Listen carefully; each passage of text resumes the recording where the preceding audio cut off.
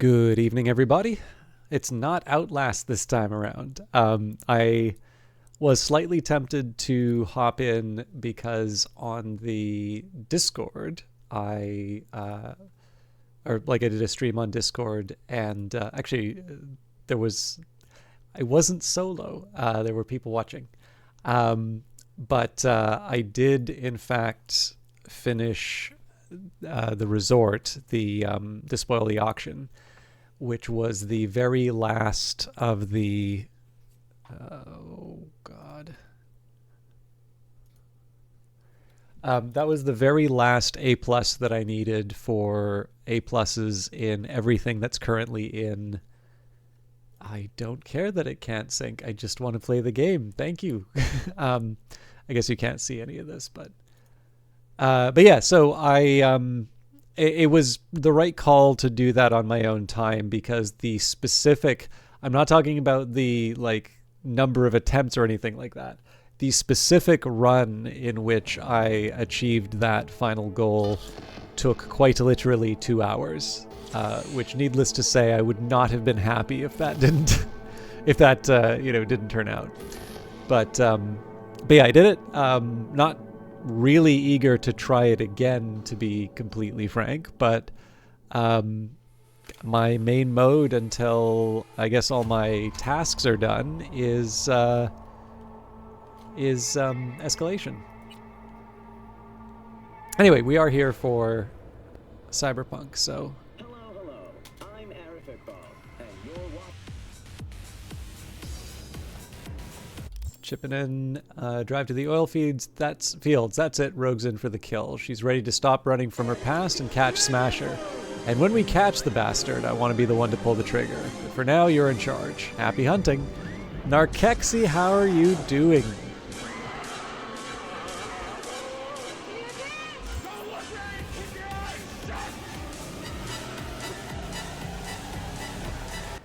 Always a pleasure.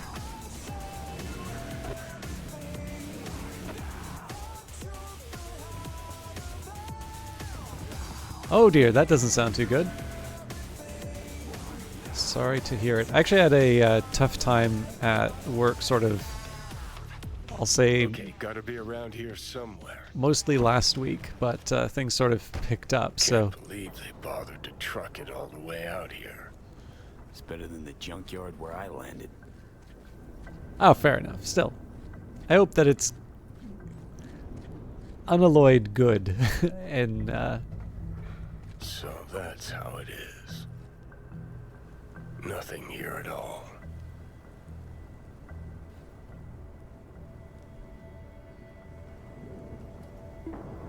What did you expect? Headstone, flag, and flowers? Nah, I don't know. A marker. Something. Anything. You really need symbolic, empty gestures? Guess I do. Thought I'd feel like I'd closed a chapter here. Like I'd said goodbye to the old Silverhand. Hello to the new. And how do you feel? Like I never even was. Or like I was still inside Mikoshi. We'll figure something out.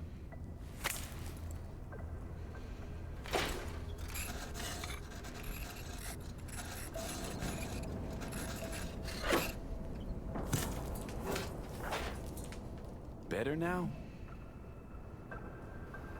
A bit. But let's say it was my real grave. What would you write? Here lies Johnny Silverhand.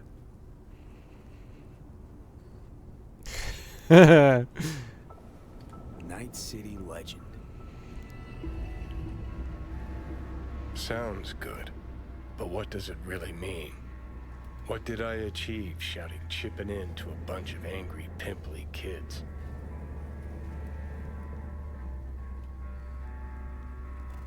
What's gotten into you? Where's Johnny? I'm the fucking greatest Silverhand. Don't even recognize you. Maybe I'm done pretending. Listen, I realize I fucked up a lot of things. Either let down or used every last person who gave me their trust. blind, selfish bastard that I was. But I've managed one thing for now. Not to fuck this up. What we have.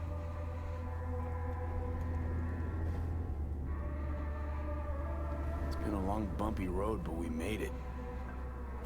Most people I thought were my friends. They couldn't even stand to be in the same room with me. You're fucking closest to me by a long shot. There, 24/7. And yet, you don't seem to hate my living guts. Hey, Underwater Monk. It's probably because of my erratic start hours. It's too bad we didn't talk like this earlier. Would have made things easier. Never found the right moment. Remember waking up at Victor's not knowing about me? I'm seeing things. I'm scared. Then moaning at Misty's about how you didn't want to die. Remember you whining for smokes in the middle of the night? Complaining about not being able to kill me? Never thought we'd make it this far.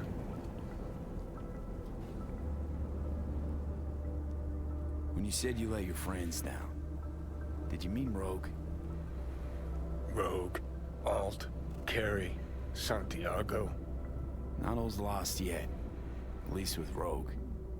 Can't pretend nothing's changed over 50 years. Can't just insert myself into her life. Smasher Biz really got to her. You can't leave it like this. I don't think. Might be right. She was acting weird. You ought to talk to her. You know, did promise her I'd take her to the movies long, long ago. Good idea. Call her for me. Ask if she's free some night. Thing is, you'd have to surrender control. Again. Yeah. I'll call her. Okay. Let's Delta. Nothing to see here after all. Worth coming out all the same? Absolutely. Thanks, V. Of all the heads I could have popped up in, hella glad it was yours.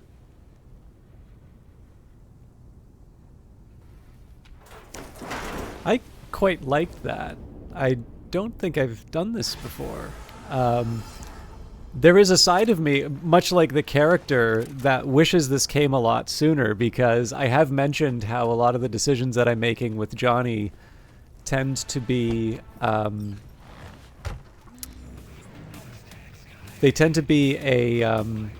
function of, like, I'm playing a video game, and if I don't make this decision, I'm not going to have things happen. But, you know, Anders had sort of warned me that, you know, Silverhand would be trying to take over. And there's definitely, I mean, like, his, the last time that he, I surrendered control, he definitely did not hold up his end of the bargain, let's say. And so, you know, one of the difficulty with this is that you can always put some sort of sinister motive behind it. So, like, obviously he behaved like a dick the last time, and so he's going to have to use a different tactic to try and get in this one, and maybe it will be to turn over a new leaf. But obviously it's much more interesting if you allow Johnny to finally change after all of this time. And, like, obviously that also is one of the things that, to me at least, makes for sort of a good buddy story. If you think of something like so a game that I actually think does this format very well is Titanfall 2, right? If you think of the relationship between you and BT, you know, there's this bond that grows between the Titan and the pilot. And you know, in the case of Titanfall 2, there isn't maybe that mistrust that's there, but there's definitely a bond that grows. And I think to tell that kind of story, you do need that sort of development. And so as a result, it's not very productive for me. If I had somebody like Johnny in my head, I would almost certainly never relinquish control. and as a consequence, there would never be that opportunity to to develop the story. But there's a reason. Actually, not to go too far off on a tangent on this, but there's a talk that I really like by Kurt Vonnegut. There's actually 2 versions of it, and if you ever get the chance to check it out on YouTube, and I recommend you take the time, do watch the longer one. It has Spanish subtitles, I believe. And I don't think it's really news to know that he was working, or he had done some work on sort of the shapes of stories. But I think what is often missed when people give an account of the shapes of stories, and this is one of the reasons why I like the longer lecture, he goes over the different ones, like Man in a Hole and Cinderella and things like that. And he does just truly wonderful delivery. It's a real joy to watch him deliver that lecture, even though it's one that he's clearly done a few times around.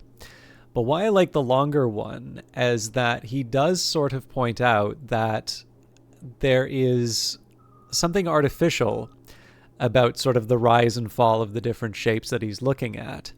And he compares something widely regarded as a masterpiece, something like Hamlet, and kind of points out that, you don't really know what the good news or the bad news is.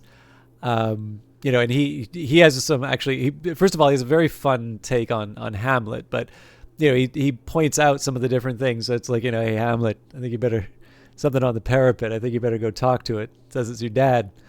And he points out that, you don't actually know if this is good news or bad news because if you spend some time thinking about the occult or the, or spirits or anything like that, that there's all sorts of malicious ones, and that the identity of the father is never actually certain. And so you can sort of read this as a story about someone who's tormented by an evil spirit that convinces him it's his dad, or that it is in fact the ghost of his father wanting to be avenged. And so, Hamlet's trying to find out, is this thing real? So what does he do? Puts together a play, right, that reveals the method of the murder of his father. Out of curiosity, anybody in chat, does anybody remember what's decided?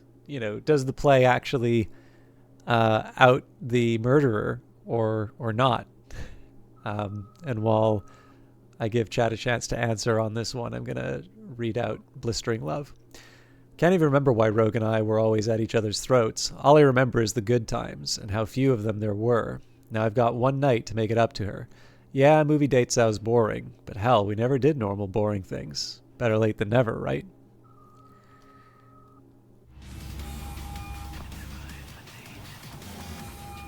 V, Johnny wants to ask you out on a date. What do you think? Johnny's asking, or is it you? Why not both? You're the one who said you got no trouble telling us apart. Okay. And where'd we go? Where'd you want to go? Silver Pixel Cloud in North Oak. Okay. I'll swing by the afterlife. Pick you up. So the answer is, forgot to tell you, swing by in the evening. Got other things on my plate now. Okay, evening it is then. Afterlife. I'll be there. Till then. But yeah, so the answer to the Hamlet question is doesn't determine anything. It doesn't work.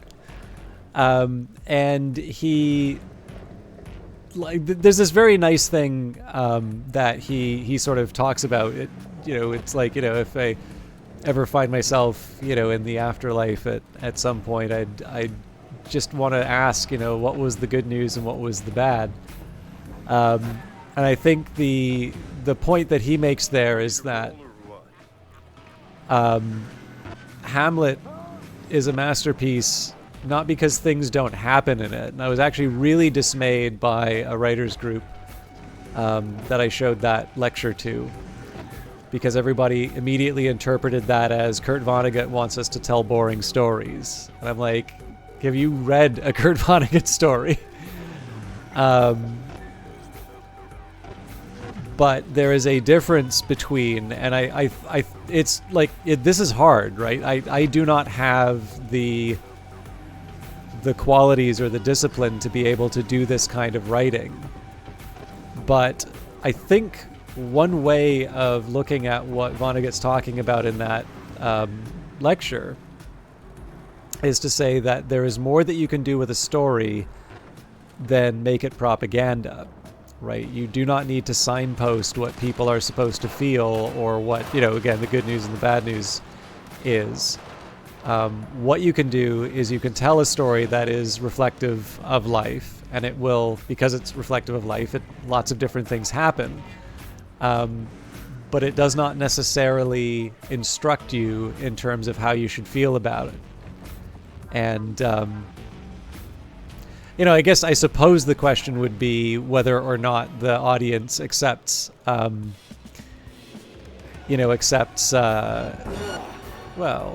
screw you then. Oh, shouldn't have done that to Johnny's car.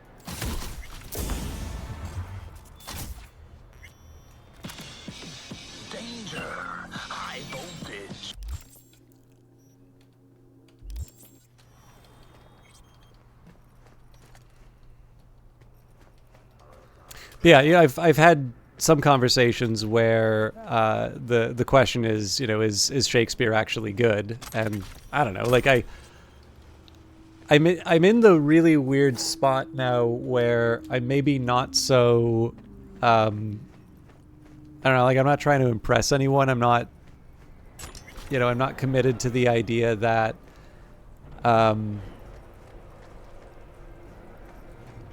all the things that people say are as good as automatically bad, because obviously that's how you get people to pay attention to you.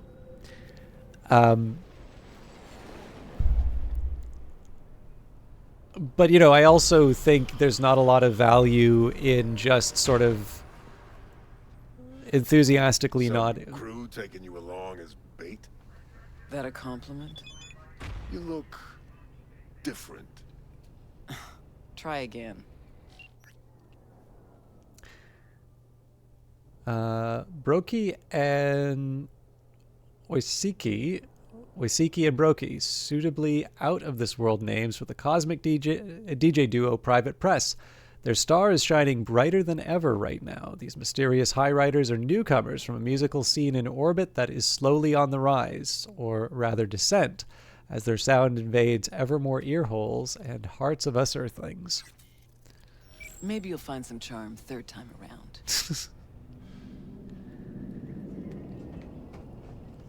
Wow, you look hot, Rogue. Hey, Rogue. Ready? Again, you. We going? Where's Johnny? Couldn't make it after all? You look... wow. That Johnny's wow? Or yours? When's he gonna show? I'm just your driver. See, you keep him on a short leash. Wise beyond your years. This Johnny's Porsche? Where'd you get it? That's what was in the container. The one Grayson was talking about. Okay. Got a lot of memories in this car. Let's go. Silver Pixel Cloud, your favorite place? Once, probably. Haven't been there in ages. Drive-ins went out of style a century ago, but silver pixels still hanging in there. Sounds like a preem place for a date. Thought so too. Which is why I suggested Johnny take me there a million years ago. So it wasn't his idea. Of course not. His idea of a romantic night out was blowing up Arasaka HQ.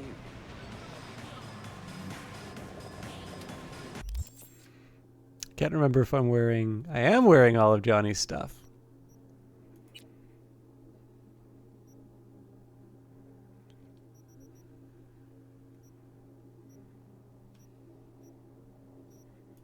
At least I'm pretty sure there's... I mean, obviously the Trilby really... really sells it. Oh god, how do I get this off?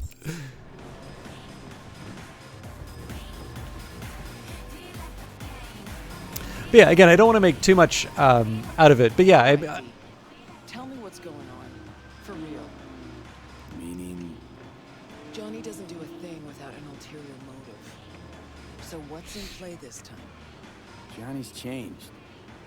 He really does want to spend some time with you. No hooks, no lines, no sinkers. Right.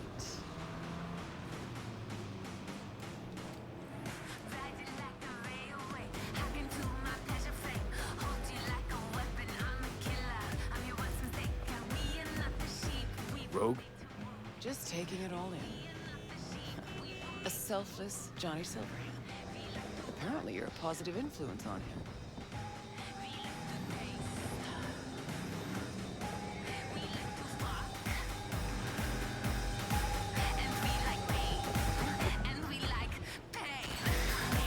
I'm trying not to crash the thing while I'm driving Rogue / Johnny, but it's hard to focus on the map as well as chat and then talk. But yeah, I don't know, like having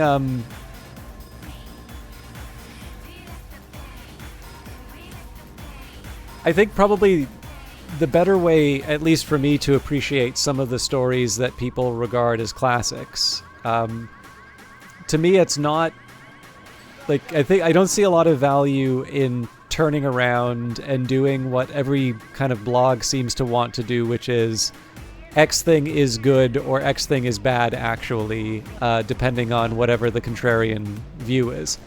And it's actually kind of funny because there do seem to be some works that do actually go in and out of style in certain eras. So like it feels like Ovid sort of has sort of like rising and falling moments, which I find interesting because he really does seem to be such a touchstone. Like to me, and this is partly a bias for in terms of the sort of stuff that I read, but what I do tend to find is that when people are reading him and being inspired by him, those tend to be, you know, some of the most memorable works. And I mean, Shakespeare, like, look no further than Shakespeare to point to that.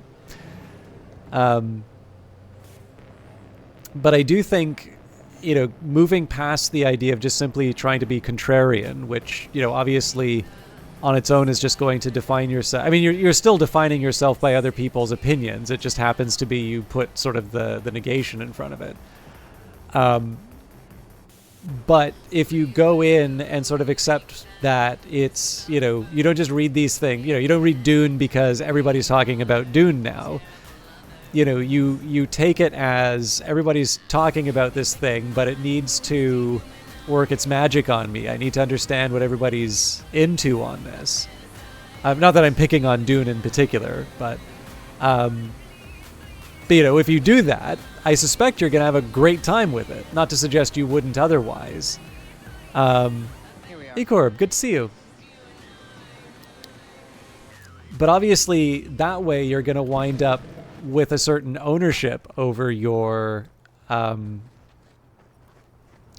know, over your enjoyment, rather than just sort of aping. Fuck. I don't believe it. It really has been years. Managed to shut the whole thing down. V, try to get inside. Can't stop us, won't stop us. We asked you out on a date. All right. Do your thing. I'll watch. And now I'm playing my Cyberpunk dating simulator.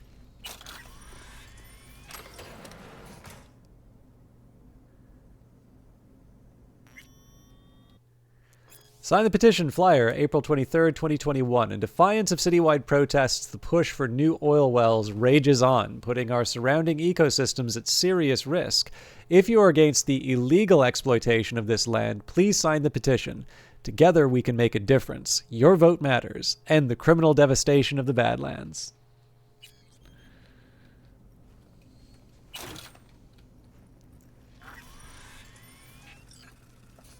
Okay, gotta be the past, this.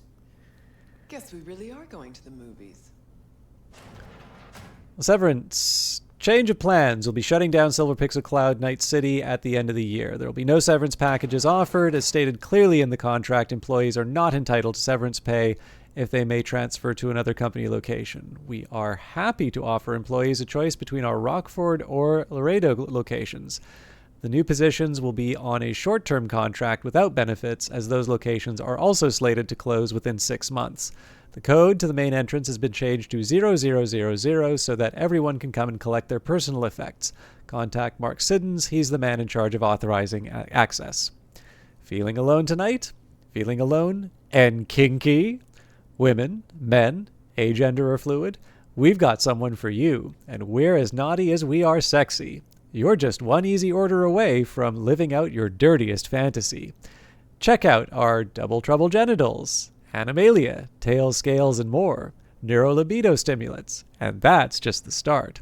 What are you waiting for? Contact us now and take your pick of the hottest tail in town. Are you ready to get wild? Winky emoji. Need someone to watch your back. Animals are alpha. Is this the same same email? Danger prowls Night City. Got a stalker on your tail? Hired iron out for your blood. Some freak giving you crooked looks and bad vibes? Or maybe you're just looking to pad your personal security. The animals got your back. Survival of the fittest. It's the only law that matters in Night City. You hire us, we show your enemies just what that means. We'll protect you, your home, your workplace, your property. Hell, we're even happy to knock on a few doors if necessary. Become king of the jungle, choose animals. And penis nanogel scam alert. Warning, scam alert. Do not click on any emails with ads for a penis enlargement nanogel. This is a scam. Ordinary gels cannot stimulate new cell growth. The only tested and proven method for penis enhancement is still the Aerosex hormone treatment. Our scientists at Aerosex have developed a formula that will dramatically increase the length and girth of your penis in only 7 days. Join the thousands of other satisfied customers and order your kit today. I didn't believe it would work, but I was desperate. I only had a week to get my penis big, and I knew Mr. Stud wouldn't cut it. Fortunately, Aerosex did the trick, and I've got the nail marks on my back to prove it. Thanks, Aerosex. Richard Towers, real customer, verified penis growth. Order now while supplies last.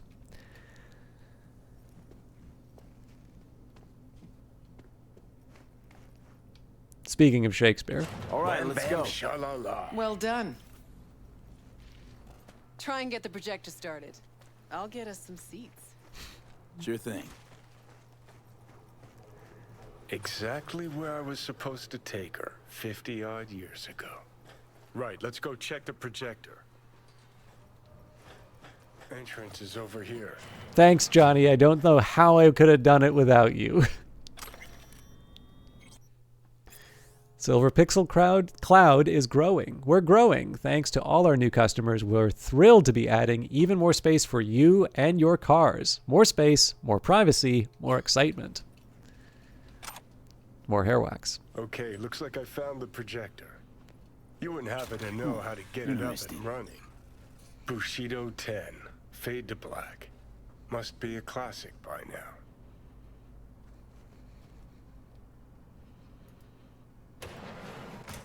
Silver Pixel Cloud now playing. Showtimes on January the 20th, 2069. 4:30, A Nightmare on Jig Jig Street. 6 p.m., A Song of Ice and Chrome. 8 p.m., The Streets of Night City. 10:30 p.m., Bushido X, Fade to Black. And 12 a.m., Silver Pixel's classic rom-com extravaganza. Every time I see one of these lockers, I just want to hide it at this point. Good to see. Look at that. Last played Bushido 10. Perfect. Looks like a spurt of runny shit. V, we're at a drive-in. Movie's the last thing we care about. Just want some background noise, a little blood, tits, and gore, that sort of thing. Bushido will give you that. All right, V, run along. I'll take it from here.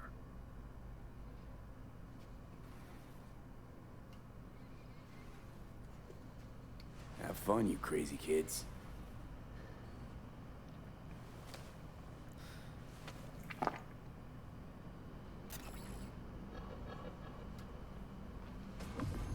Grabbed us the best spots. Hop on up.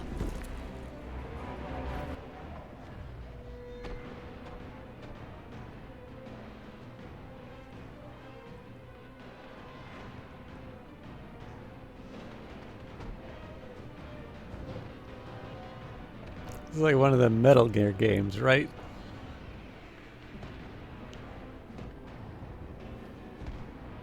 This is how you imagine this evening going? Always knew things would have to change for us to just go out and catch a movie. Never imagined they'd change this much.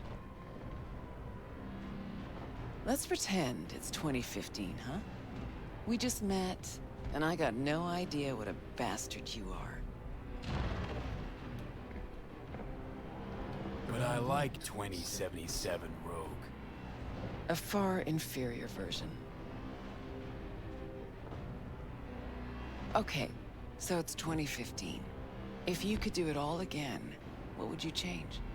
Anything at all?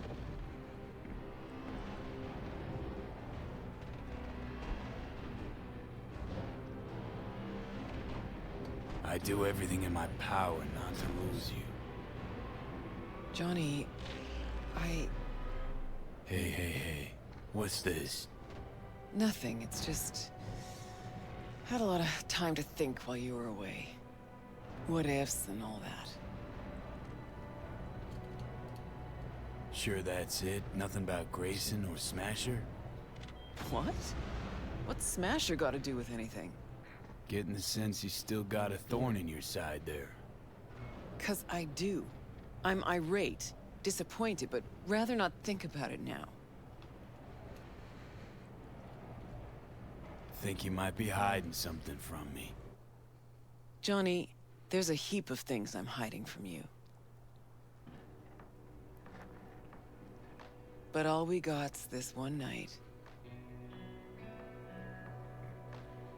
It's more than I ever could have asked for.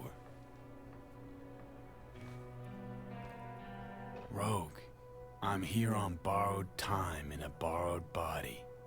But I'm here.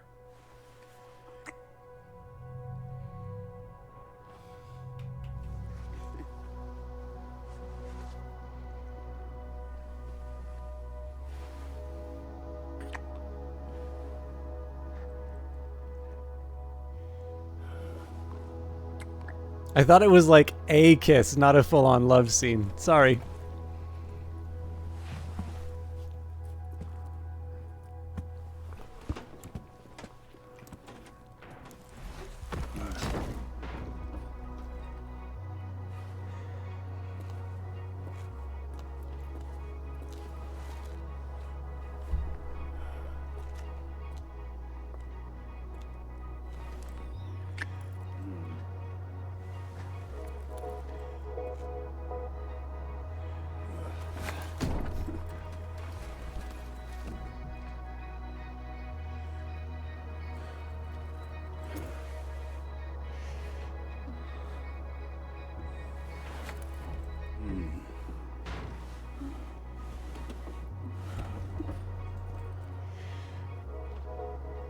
Johnny, I can't. It's not right.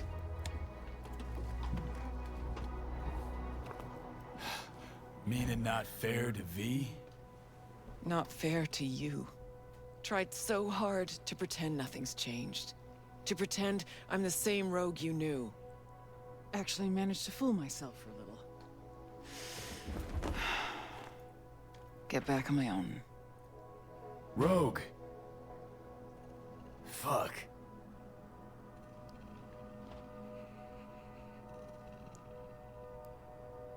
I actually like how that turned out. I do like the fact that the game still has a chance to sort of surprise me.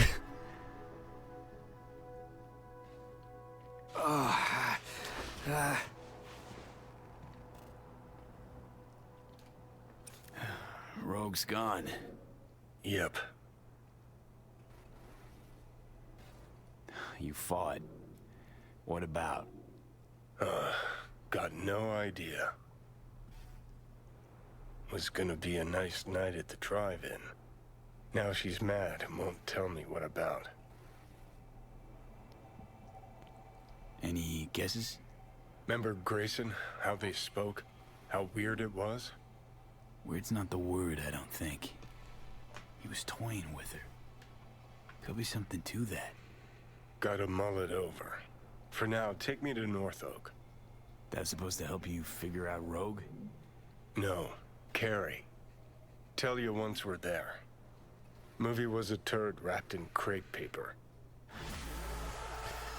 So one of the things that I quite like about that particular sequence is, at least in terms of what I found interesting about this, would be the sort of a few, there's a few different people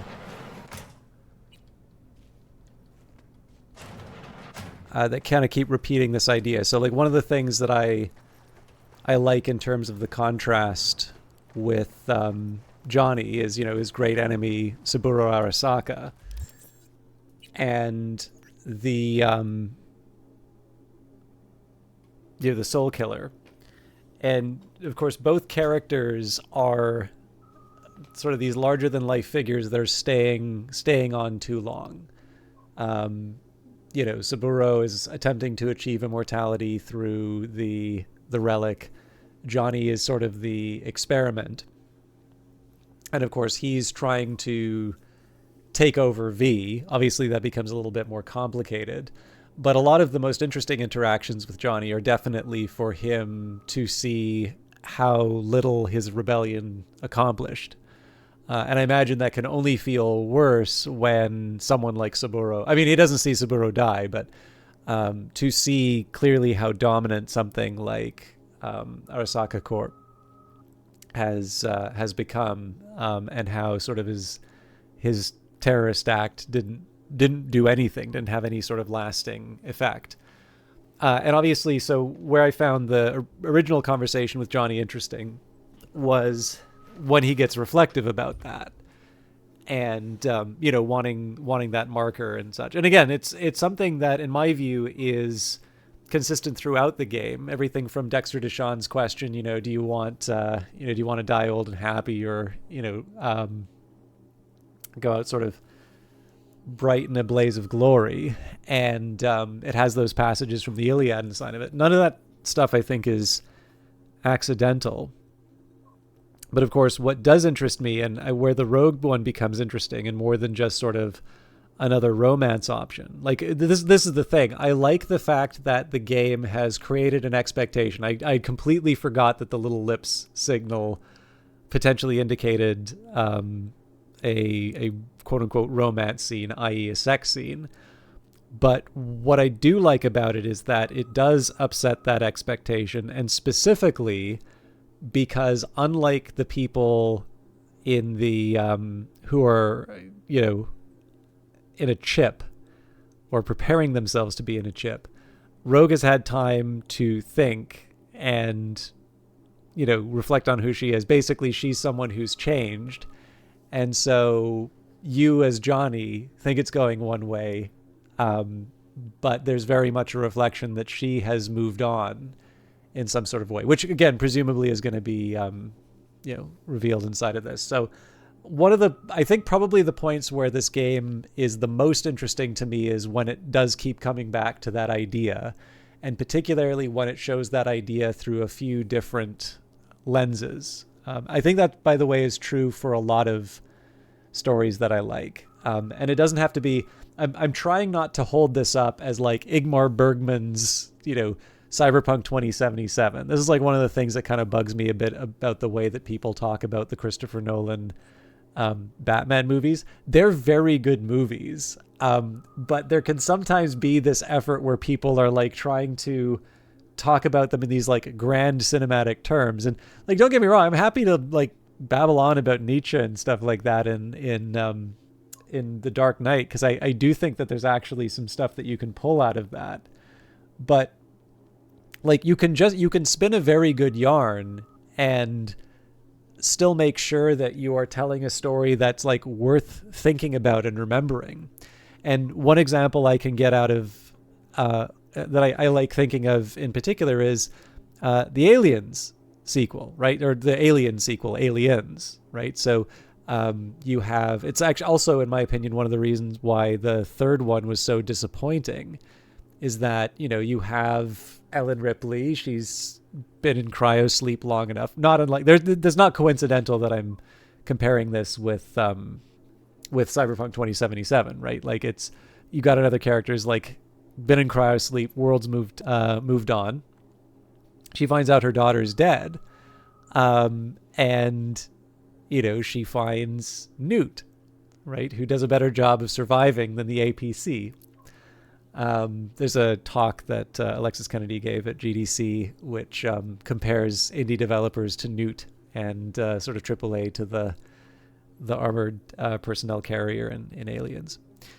But, you've got that. And, of course, what are they facing it up against? The biggest, baddest mother of them all, the Alien Queen, who I'm assuming with the purchase of the Fox News or the Fox assets is now a Disney princess. And you've got Hicks, who's kind of the dad in the family. And like, what if you haven't seen the third Alien movie, you're not missing anything. But what do they do in the opening of Alien 3? Oh, only Ripley survives. Like, the ship crashes and like that nice family that you spent 2 hours setting up. Yeah, that's not a thing. We'll kill them off screen. So we don't want to buy, we don't pay for Michael Biehn, and unfortunately I don't know the actress for I feel like her first name's Rebecca. But anyways, like, it's this idea, right? You have this idea kind of coming back and back. I actually think Terminator is an even better example of it, where you have many instances of technology betraying its owners prior to the Terminator actually encountering Sarah Connor. And again, all of this stuff is admittedly old, but in my opinion, very, like, unambiguously popular entertainment. But what I think makes those stand out, and what I think makes those ones that are worth talking so many decades after they've been made, it's the fact that they're able to take those ideas and really mine them for a lot of different perspectives, as opposed to something. And I really do not want to make this like an old movie versus a new movie thing. One of the reasons why I think I have the benefit of this comparison is that sometimes some of the new stuff, there's a lot of it, and we get the option of watching it whenever we like. We're spoiled for choice. We can kind of watch it whenever we want, and sometimes there's that benefit of time to sort of act as a weighing machine, right? So, I like James Cameron movies too, so that makes it easy for me to just draw from those right away.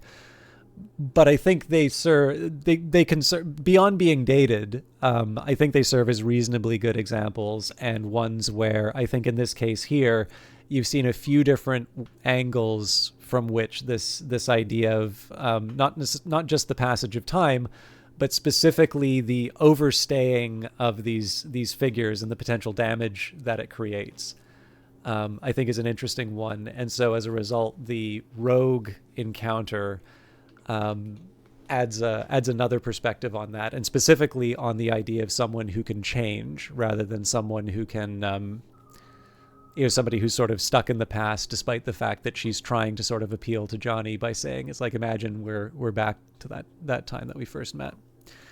The one last thing I was going to say too is I believe this was one of the sources of horror in the White Wolf Vampire the Masquerade games. My understanding of it was that one of the features of the vampires in those games, and again, I'm kind of relying on sort of, I mean, I think I have a couple of, I'm pretty sure it's like at least I have a PDF of one of them. Anyways, I remember I've read something, but the, like the, I think one of the ideas behind the vampires and like it is supposed to be a horror game, whether or not people run it that way is another question.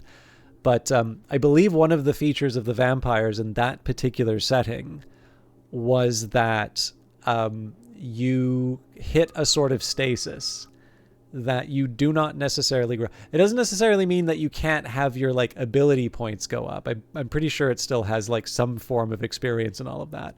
But the idea is that the vampires are not necessarily people who adapt to the time. They are much more sort of stagnant and stuck in their time, which of course I think is appropriate for sort of a creature that sustains itself by, you know, drinking the life essence of, you know, of humans, of mortals.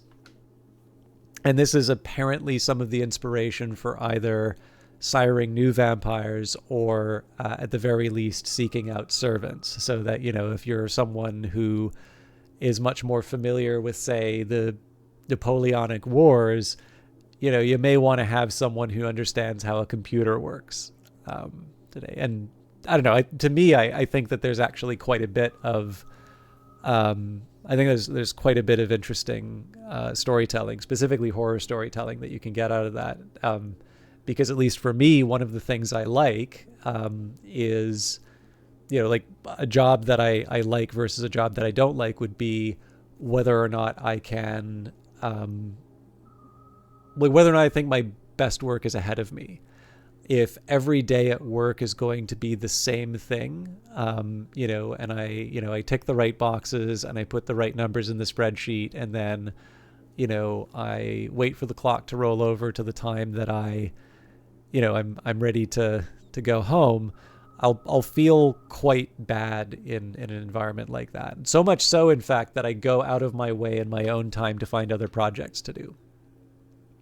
And so if you want to make, you know, someone like me feel really on edge, even in the context of a story, chances are playing an immortal creature that does not have the potential for development or progress, that it's just kind of going through, you know, going through each night. And sure, whatever, I'll have my like little political intrigues and things like that. But in the end, all I can really do is try and position myself better in this zero-sum game with a bunch of other entities that are effectively, you know, trying to do the same thing to me and have the benefit of, you know, seniority, an ability to sort of solidify their power.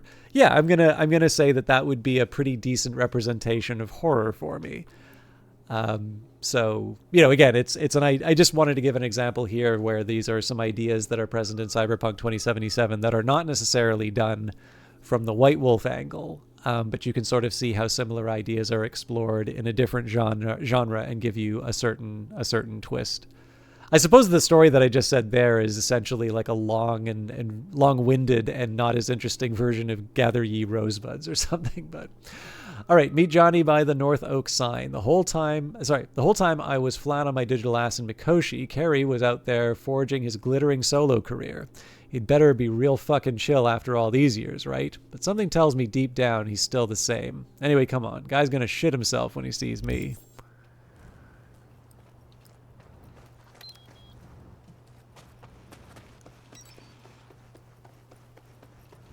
Oh yeah, actually, because Ecor brought up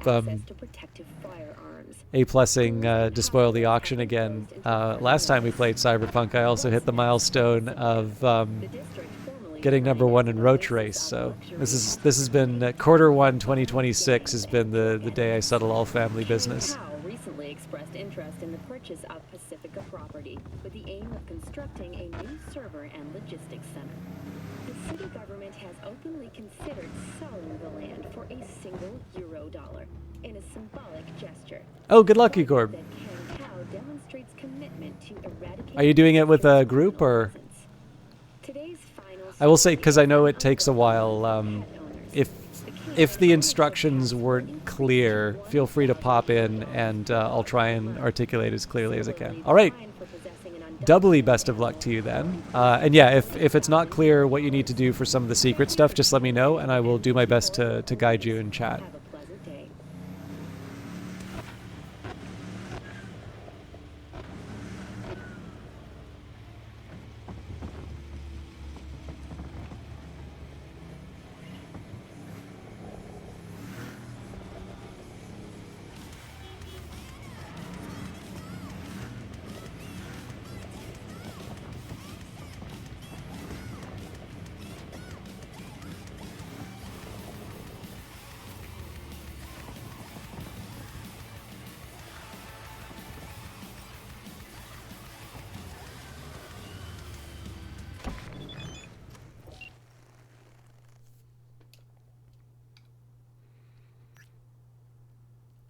Are you V? I'd like to see you. Can I come over? I mean, I'd like to say yes, but I know it's just going to be the same encounter.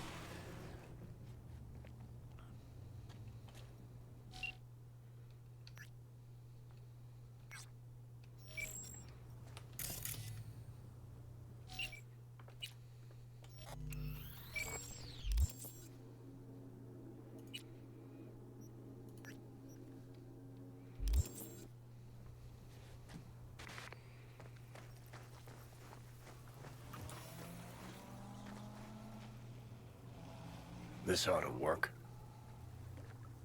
Well, so why are we here exactly? Heard Carey got himself a buck a mansion here. Done well. Where'd you hear anything about Carey? In and about town.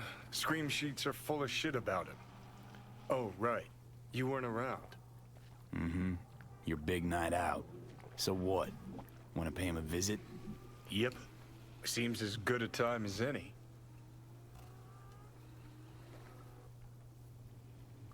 You always did have some beef with him, didn't you? Me? Nah. He's the one who couldn't decide whether to fuck me or boot me out of the band. Which were you hoping for? Problem with Care was he had a dick, meaning I wasn't interested. But he was missing the balls. Only posed as a rebel to fit in. Actually desperate not to step on any toes. Arasaka's especially. You get along any better with the rest of the band? Others didn't give a rat's dick about me. Nancy just enjoyed controlling us. Treated us all like sex-scavenging half-wits. Which was kinda true for Henry, actually. Tried to get with Denny. Thing was, those two rarely shared the same state of consciousness at once. So I gotta hit Carey's digs, look around, critique the drapes? Know what they're writing about him? He's depressed, attempted suicide. What, really worried he wants to hurt himself? Who knows? Either way, could give him some pointers. Meaning you want to go in person. Gotta hand you the reins again. Yes. Behaved myself last time, didn't I? I think I warrant another furlough for good behavior. Uh-huh. First Rogue, now Carey. Who's next on the list of conjugal visits?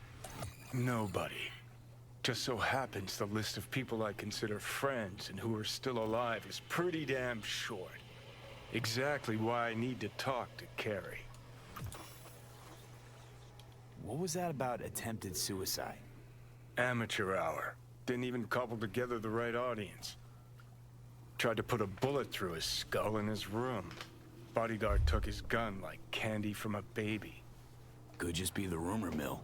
Sure, could. But I want to know. Okay, but I want to know what you plan to do. Nothing stupid, I promise. Just want to see how he's doing. How you plan to tell him it's you? Could be dealing with some real personal shit right now. Might not be the best time to mess with his head. V-Care was always dealing with personal shit.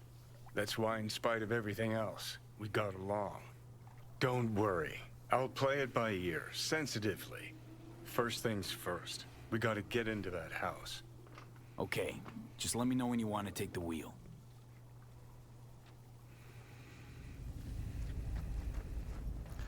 There is a side of me that wonders what this game would have been like if... I mean, it could be that there's a consequence that I don't appreciate, which at that point I would maybe say you need to do a better job of signposting it, because, I don't know, I don't think anybody likes feeling like they had the rug pulled out from under them. But in the case of... like, when you remember what Misty said... You're given the 2 sets of pills, one to keep sort of Johnny at bay, and then, you know, you kind of object to what effectively are positioned as suicide pills, right? Something that'll end it quicker. And, you know, essentially she says, I'm giving you options, you know, if it gets to a point where it's unbearable. So, you know, the original way this is presented is accelerating Johnny's takeover. And in this case, you know, that feels like a fairly major thing to give up. It's not necessarily something that, like, this is where I come back to saying I'm sort of choosing to do the thing that's interesting in the context of the game, rather than...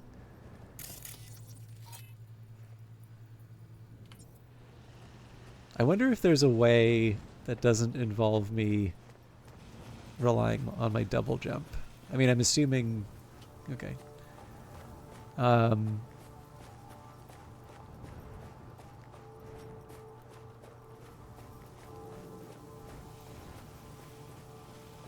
No, yeah, it's pretty straightforward.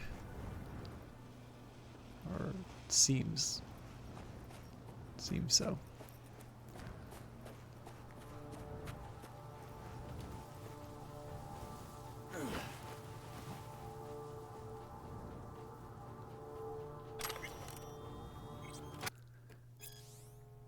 Eurodyne, the unauthorized biography. Unsurprisingly, Samurai never achieved major commercial success because the voice that directed the group's trajectory was that of demigod frontman Silverhand rather than that of Eurodyne, whose main aspiration was the pursuit of the music itself.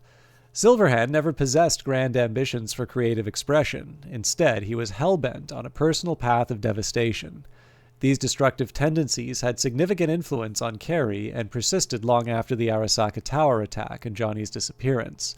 Only following an extended hiatus did Eurodyne prove to the world his creative potential. He captured the imaginations and hearts of thousands of fans, securing him a spot in the company of music's legends. I am slightly curious if I can take out the security bot.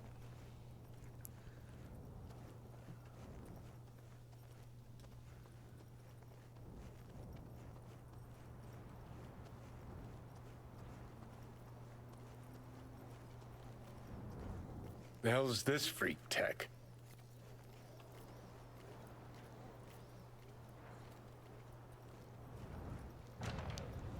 Fugly as seafood barf. Hope it was expensive at least. Something's gotta justify this level of tacky.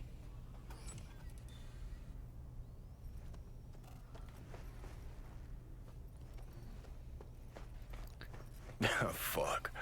Cookie cutter crap straight from a catalog. Doubt Carrie picked this. Always ate out. Always.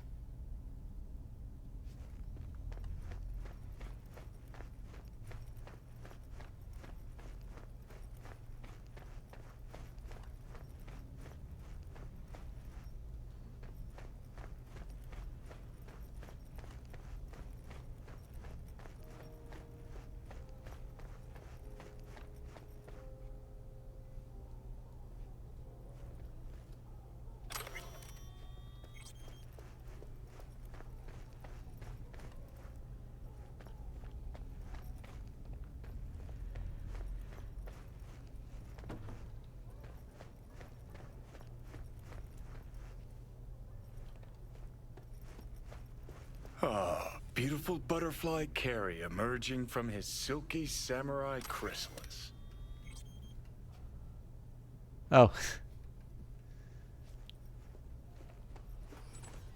All right. I'll give him that one.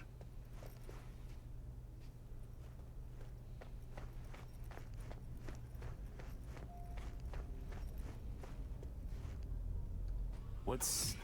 Second conflict. Carrie'd always go straight for kitsch with titles. Guess nothing's changed. Okay, even I know that one. An oldie but a goodie. Never fade away. Guess if I had a fave, it'd be that one. What's... Old single we put out. No idea why Carrie hoards shit like that.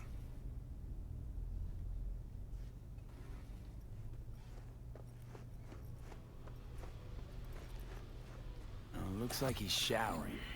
Alone, too. Good thing, believe me. Okay, leave the rest to me. I'll get him out of there.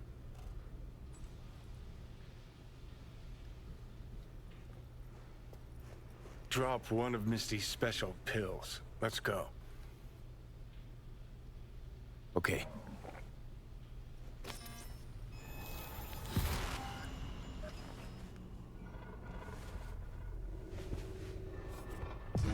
Ah, feels so much better. Now let's see which are up for show and which are actually strummable. We lost everything. Who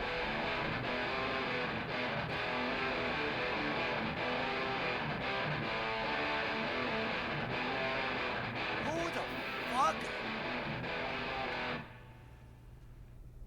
Keep playing. All right.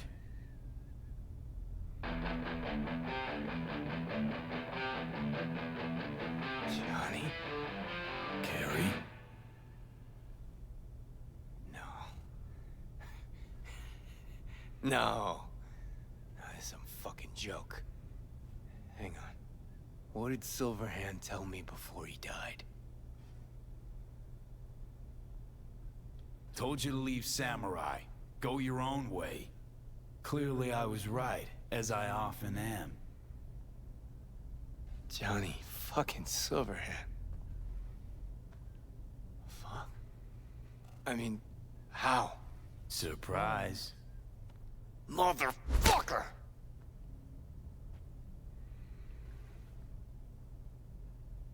Okay, weren't expecting me. I get it. Oh, fucking contraire. Been waiting 50 years to do that. She had changed a bit. Sporting a new style, trying to stay hip.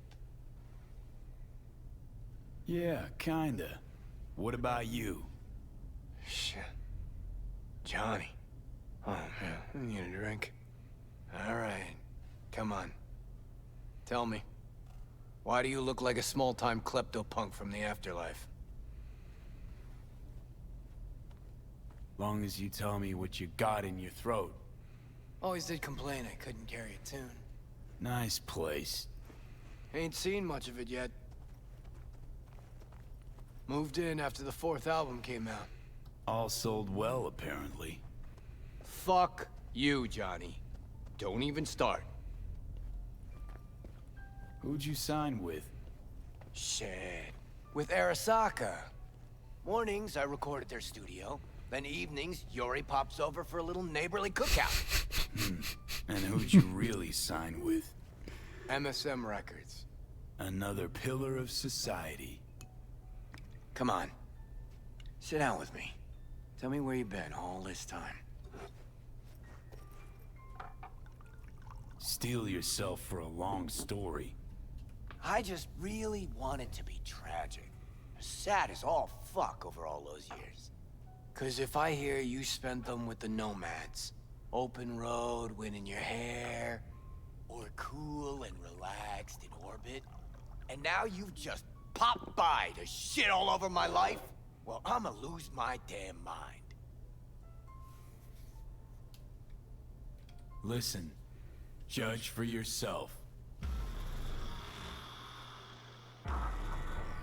Oh, fuck. Remember? The one damn time Henry showed up sober and clean as a whistle. Uh-huh, and played absolute tripe. At least Danny was happy. Looking at him now, those really were the best of times. Playing fucking rat-infested dumps. Argued before every gig. Had no idea what we wanted to play, and never had an Ed do our name. Nancy, control freak. Henry smelled like zappers and piss. I was always stealing your pants. Hella good times, man. Never did get what Denny saw in that guy. I mean, smart imp, that one. Maybe too smart for the company she kept. Nah, Denny always went for losers, incapable of dressing themselves. Oh, Hank was perfect.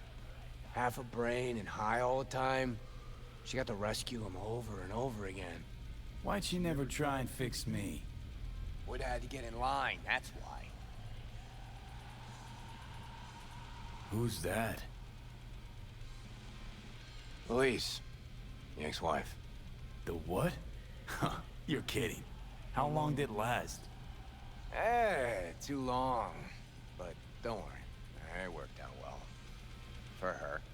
Gave her my house in Tokyo, cars, kids. Yeah. Worked out pretty well for you too, then. Stuff about you being depressed. It true? Nope. Promo stratagem. Suicide attempts too. Think putting a bullet through your skull will help your sales? Didn't work for you. Nobody remembers Samurai. Now you're just butthurt because I managed fine without you. Fuck me, got no answer to that. Still in touch with the gang? Just Nance. Changed her name to Bess Isis. Works for N54 News. Could track down Denny and Henry if you want. Maybe get together? You know, jam or something?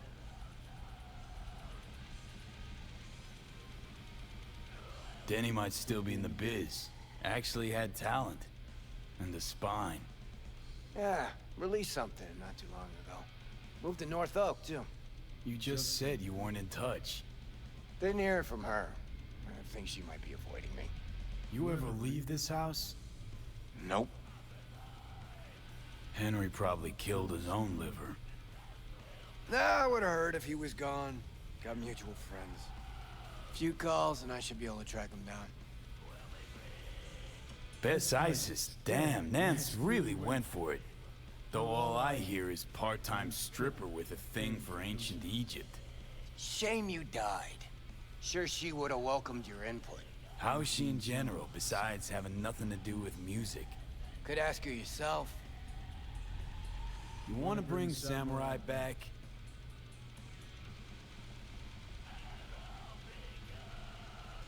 No. Could do one gig, play some dive where nobody plays us.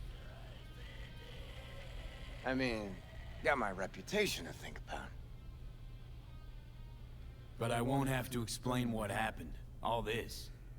Nah, we'll spare him. Hella boring story. Biochips, Arasaka's evil schemes, magic pills. We'll just say you're my new input. All right, let's do it. Fuck yeah! Okay. Send you Nancy's number in a sec. I'll go after Henry and Denny. I'm not there, figure it out with V. Sure, you two get along? Not lately, no. We don't have much of a choice, though.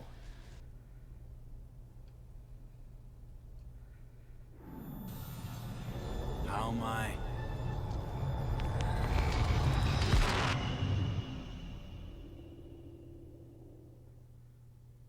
Johnny, you okay? No. Ah, so you must be V. Johnny mentioned something like this might happen. You two have fun at least? That a hint of disapproval, I hear? Just sit tight for a bit. Rest. Don't worry about a thing. The hell is this concert thing? Did you hear that? Gets sharper as the pills wear off. So? Want to see Samurai live? Probably won't get another chance. What if this ends up like the Rogue thing? One big letdown. Nah, this is different. Carrie needs this concert. Okay, calling Nancy. Fuck yeah, nice. From Global Orbital Station to Night City, Private Press is set to perform at Club Riot. Tickets for the 99.9 Impulse promo tour are already selling out at the speed of light. The star of the evening will be Mr. Kipper, who, in collaboration with Private Press, has created an exclusive set for a new terrestrial radio station. If you can just give me a quick second here. I'm doing cozy Cyberpunk 2077, by which I mean I'm wrapping myself up in a blanket, and it has been slowly descending over the course of the stream.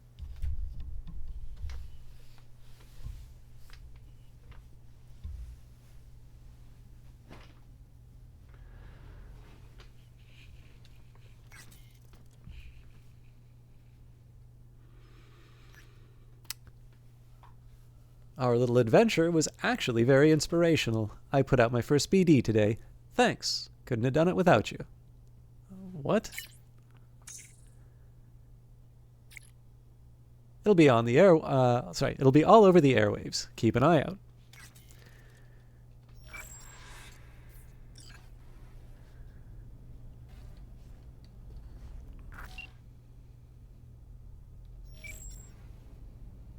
I'll just wait for the context to go through.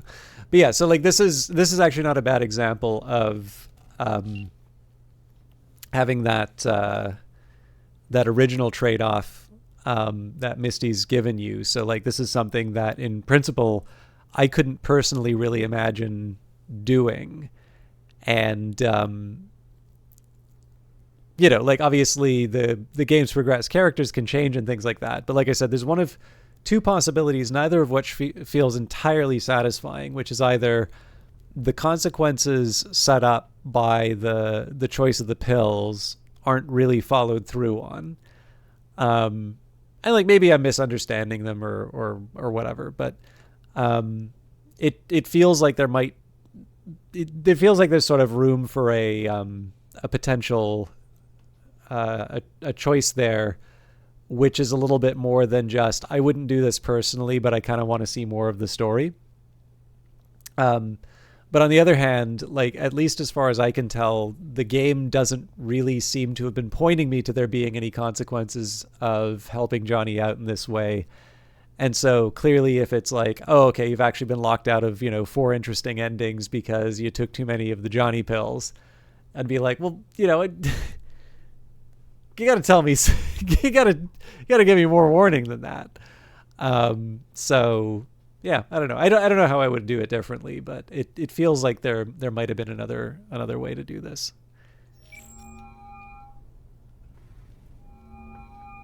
Nancy? Bess Isis? No, this is her underpaid, underappreciated assistant. Steven, N54 News, how can I help? Want to talk to Bess?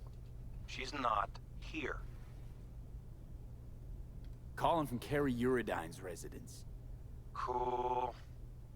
But Bess still isn't here. She was supposed to be back 2 days ago. Went to the Totentowns to shoot some stuff, story on Maelstrom. Call back next week or just watch the news. If anything happens to her, I'll be the first to cover it. Got a bad feeling, V. Think we better head to the Taunton tent. Take all the Johnny pills. Shouldn't you be taking the, the revive pills?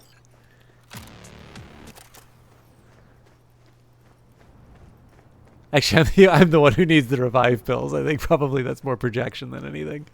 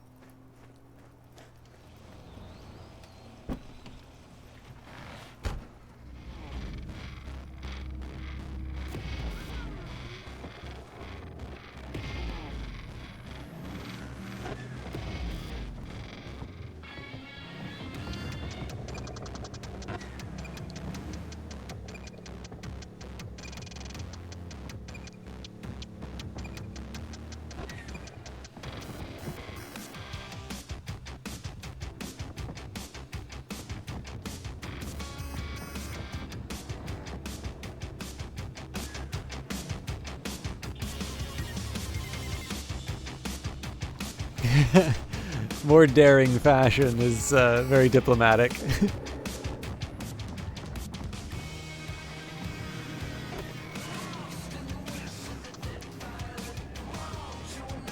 I think I'll say probably as you, God, this is gonna sound like when you grow up. I'd say probably as you play some higher difficulties.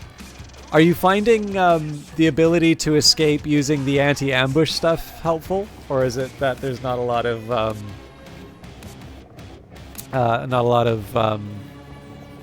throwable stuff? Oh, excuse me. Help you escape.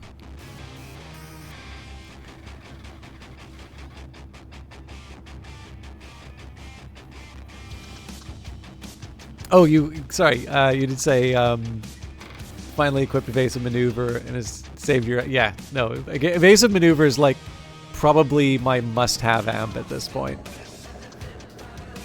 But yeah, I was gonna say probably what you'll find as you go higher on the difficulties and your safety options go away, you'll probably find that sort of the bold moves are like, it's not that like you kind of become reckless so much as you realize that in the absence of any kind of, you know, getting stuck in traffic is exactly the cyberpunk fantasy I wanted to. But yeah, like essentially when you don't have a lot of hiding places and there are lots of very dangerous enemies running around, the idea of like trying to, I don't even know how to put it, but like some of the things that seem like they might be safe approaches basically mean that if there is a certain failure, you're probably going to run out of stamina before you can get to the next place that's safe to hide. And so as a result, sometimes like just running out in the open and like throwing something at an enemy,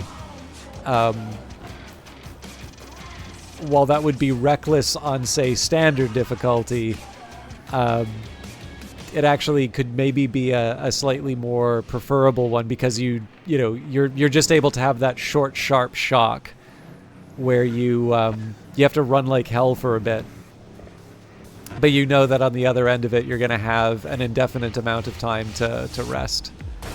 I don't know though. I'm probably overthinking it. I tried to be a good citizen. I gotta speed it up. Oh, and I messed that up.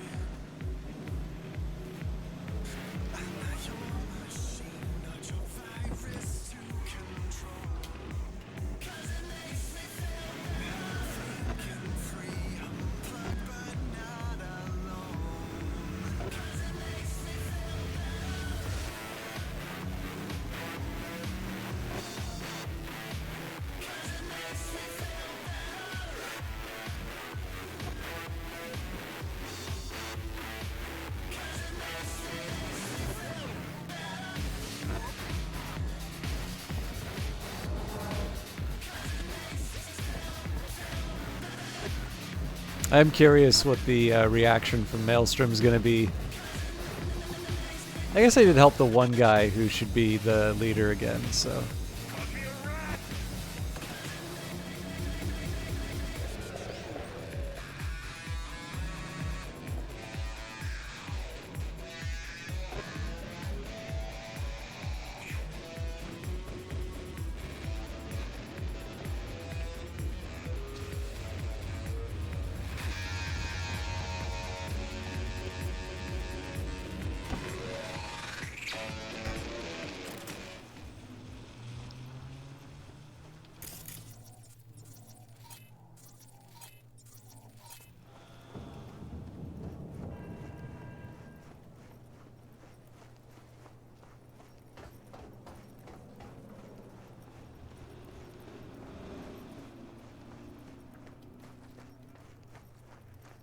fuck all starting to come together. No media would ever go for the Tontons. Except Nancy.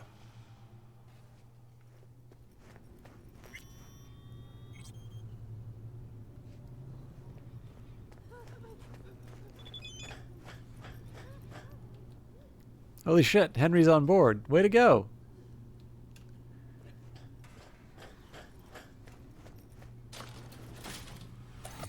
Like your style. I get it, fine. Minimalist. Used to have chrome just like that. Toten Start moving. Fuck yeah. 5-4. Press the button. My fingers are numb.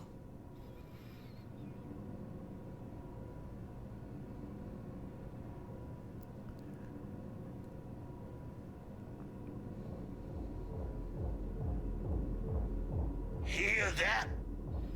Tinnitus today. Aye, guys. This one I like.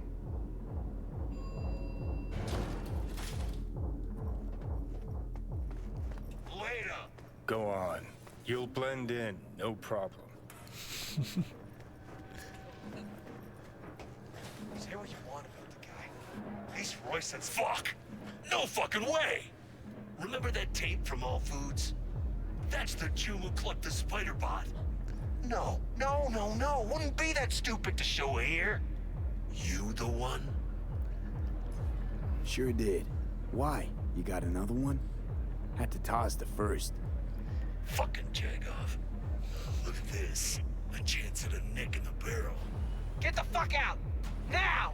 That's the All Foods, punk. I'm not blind. What do you want?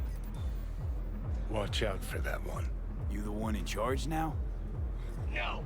A lot's changed since Royce went, but not that much. What happened to Royce? Militech happened. Think you know why? Bess Isis. Mean anything to you? You work with her? No. Just gotta talk. Heard she's here. She's here, but you talk to Brick first. Just call what happens to you. I'll take you.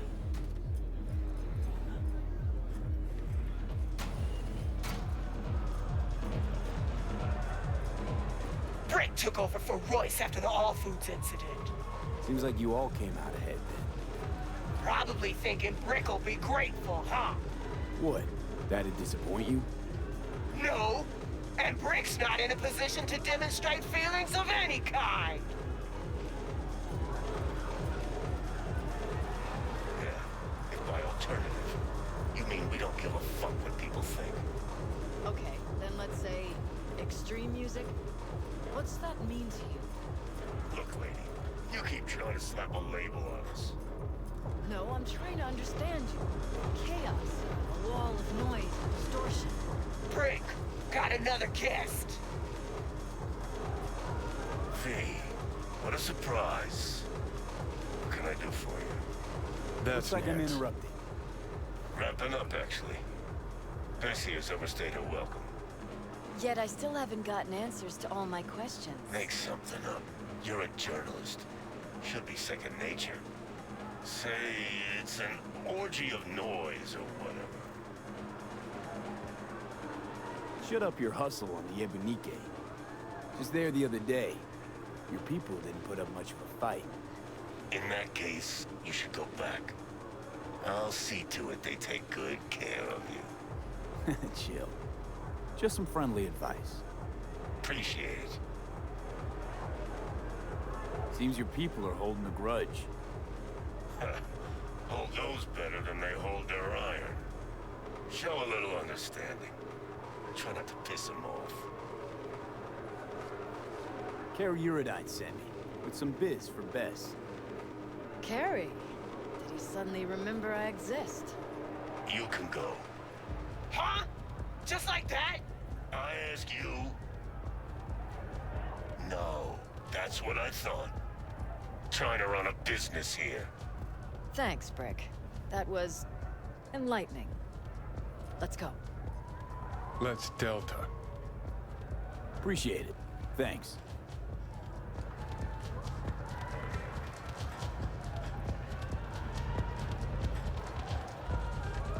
This feels like a really interesting location that we only get to see for a little while. It's a bit of a shame. Rick seems all right. Sure. Just too bad he doesn't know squat about music. That's what you wanted to talk to him about. Yeah, tinnitus, the totem-tant sound. What I got out of Brick was scop.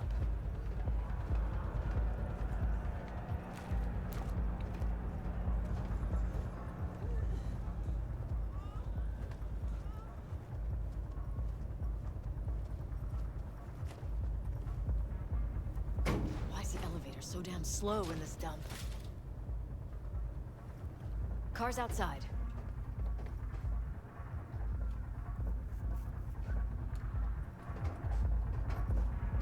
So what? Giving up on your story? I won't learn anything about Maelstrom's music. Got lots of footage. Need to look through it, see what I can patch together.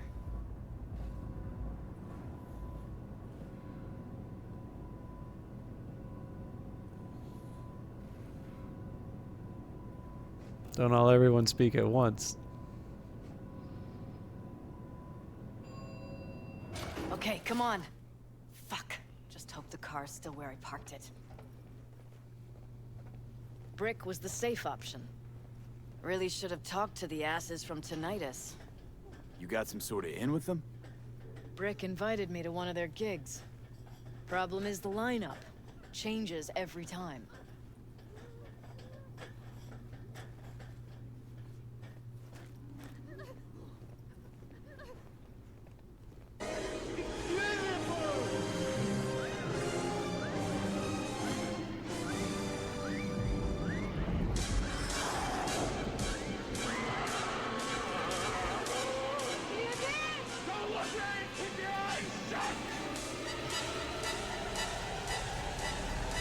Takri, lovely to see you, and very happy to see a 3-year milestone.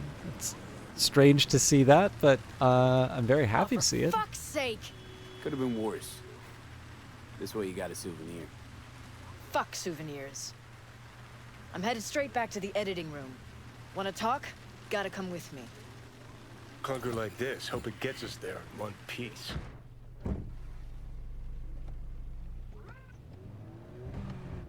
Alright, so what's Carrie want? Wants to bring back Samurai. One gig, one night.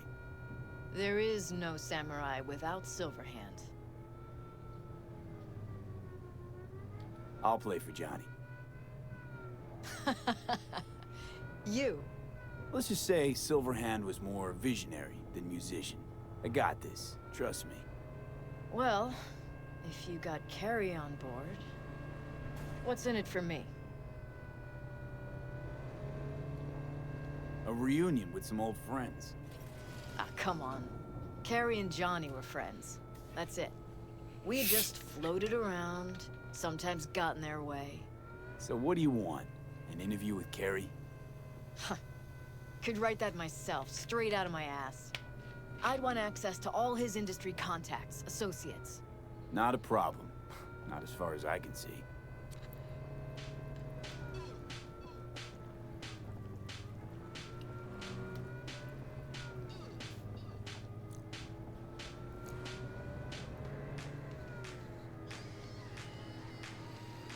I'm guessing there's probably not going to be any more dialogue. But it's very nice to see you, Kree. I know it's been, the hours have been a little bit weird, but I am pleased to report, Ecorb was witness to this. I've got all my A+s in Outlast Trials. Still have stuff to do in it for like achievements and such, but until they add new levels, I get to brag. Updating my dating profiles, you know, screenshot of the A+s on all the levels. Casually throw it into conversation in the coffee shop. All the usual tricks. It's kind of like a shirtless photo with a big fish.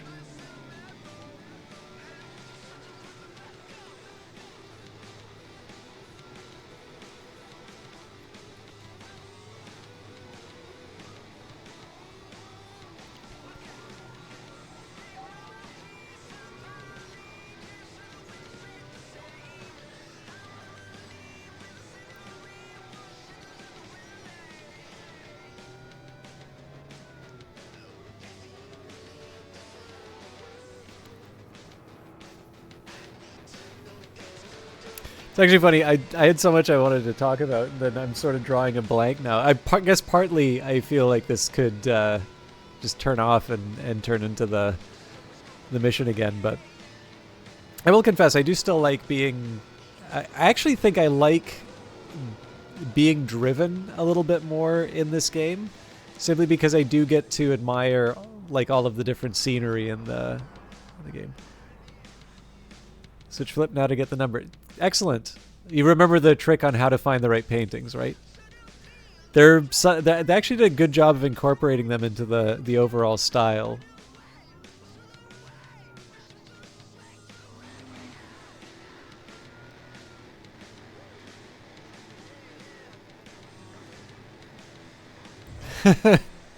Sure, that works.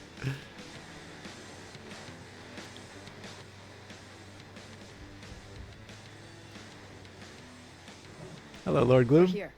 Hop out. All right, so, the concert? Tell Carrie I'll put it together. Be in touch. Okay, thanks. we couldn't have just covered that during the like Damn extended well. silence. Now call Carrie. It's surprisingly difficult. Like there's actually trying to remember how many there were.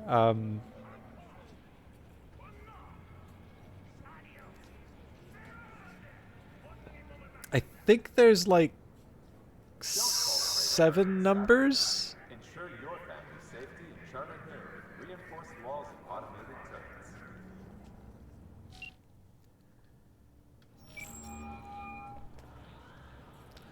Hey, so how'd it go? Talk to Nance? Yep, she agreed. Even said she'd organize the gig. Still a control freak. Awesome. Managed to contact Henry or Danny? Just Henry so far. Dragged him out of rehab. Great story, actually. Henry didn't know. Denny's been in Night City all this time. On his way over to see her now. Gonna be a surprise. We're all gonna meet over at Denny's. What, me too? Why? Gonna play with us, aren't you? Gotta meet say, the I am others. intrigued. Send you the address.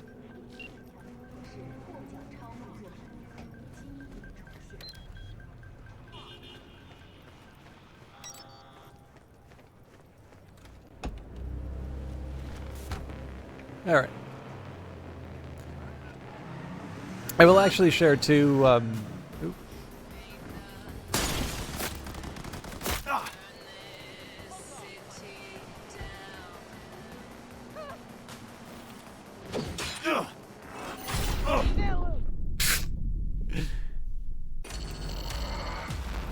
Couldn't even get the right weapon out.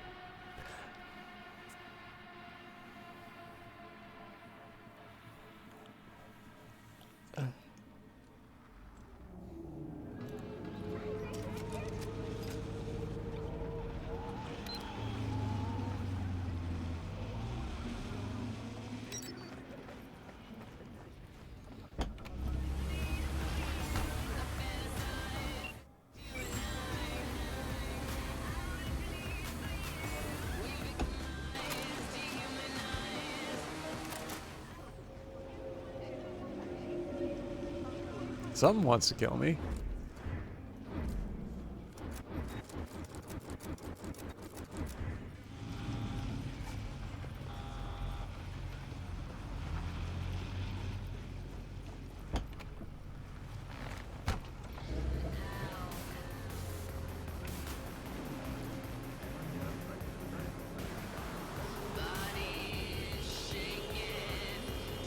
I originally thought it was going to be Maelstrom or something after the encounter, but anyway.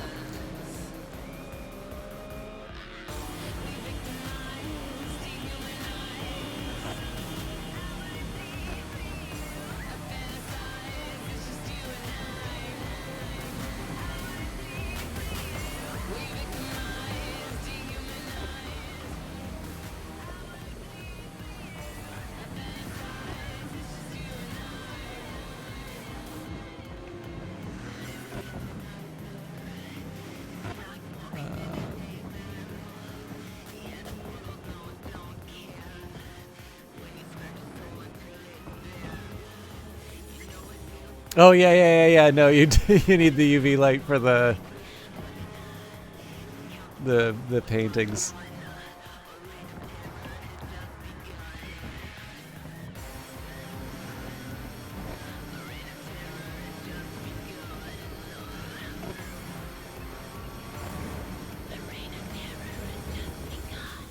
The worst one for me was, I believe this is true for all of them, but there's one last painting at the secret room itself, which I didn't think to do, because like I didn't know how many numbers.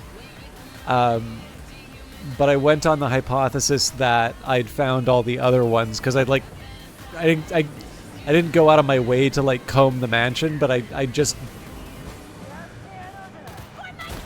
don't mind me. I just spent so much time in it that like I thought it was pretty unlikely that I would have missed the ones that I was looking for. So from there, it's sort of like, okay, I'm pretty sure it's 12 switches. But from there, it's sort of like, on the assumption that I've got the 6 that I need, at least I think it's 6, whatever the right number was. But like basically the assumption I had was that I was missing one number, and that number was in the secret room. And so rather than get the UV light, what I did was I just sort of iterated through all the remaining switches, and that did unlock it. See those? Oh, what happened here? She must have been renovating. Henry must have borrowed the truck. Gonk always was good at improvising. Maybe they're home. Try the intercom. But like obviously especially if you don't know the number of entries, if you try to do every permutation of the code, you're going to be there like all day.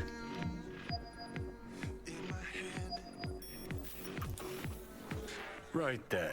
Guess we keep looking.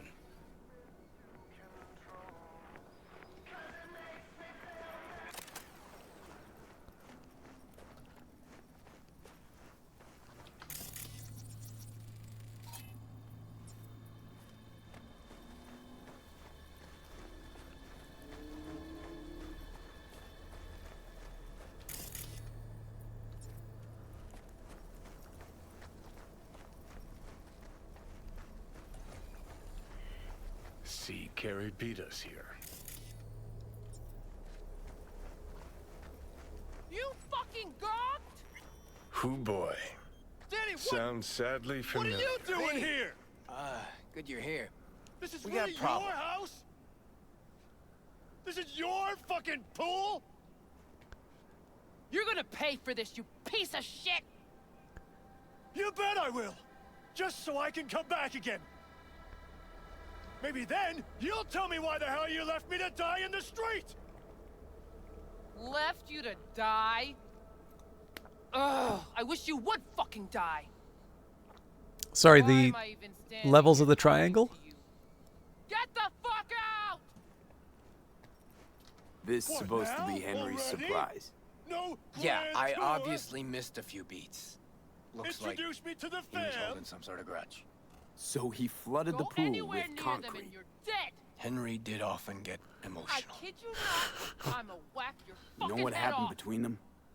From what I've come to Oh, understand, what? one They day don't Denny know? disappeared without a word, then hid from Don't know Henry. what.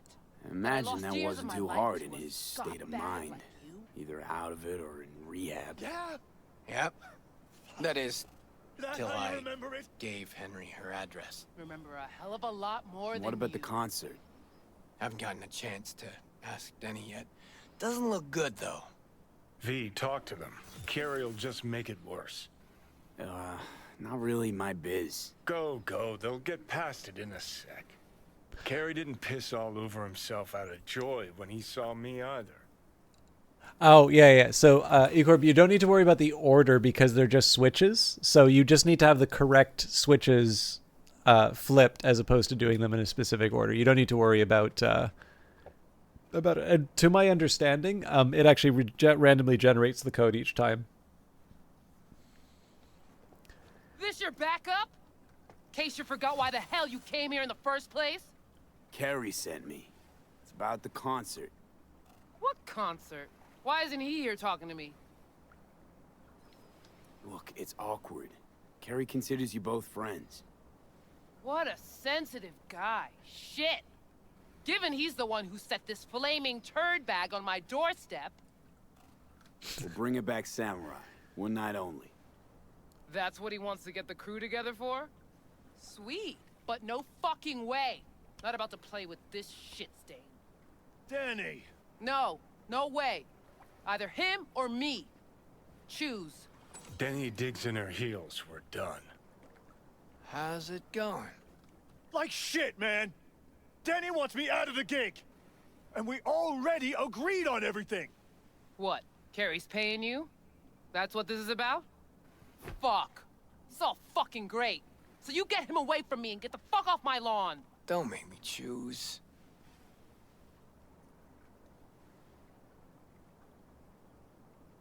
Maybe if someone would tell me what happened.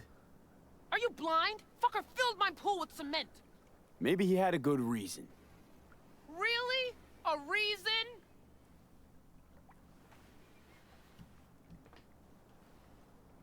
Gotta go without one or the other. Yeah, not a problem. Should be able to borrow someone else for one gig. Won't be the same, though. It won't ever be the same, Carrie. So I am slightly inclined to say Henry because Denny's the one being unreasonable, but this is definitely one of these.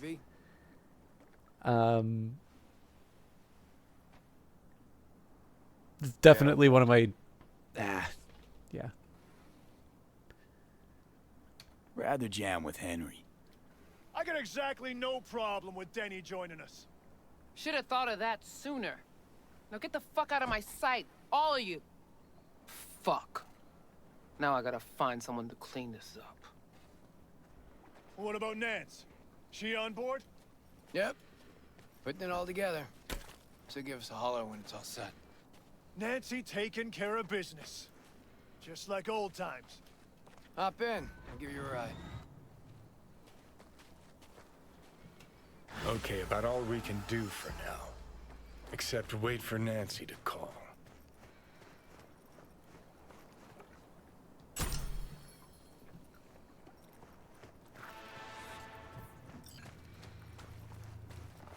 I like Supreme.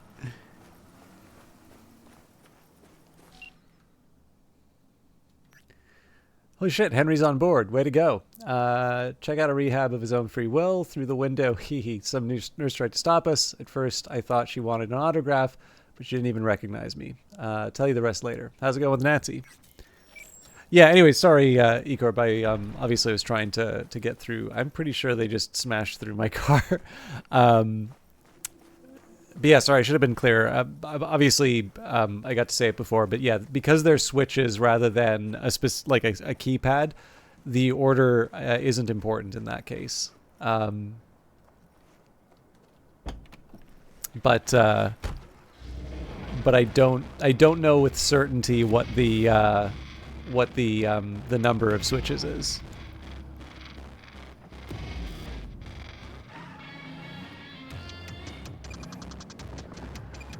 All right, now the funny thing here is I don't really think I have complete other jobs until Best Isis, aka Nancy is available to call. Yeah, I mean, I'm curious on this one, but we've had this for a while. I mean, I'll do the call, but do Corpo Plaza, and then I'll just use the excuse to wait the day.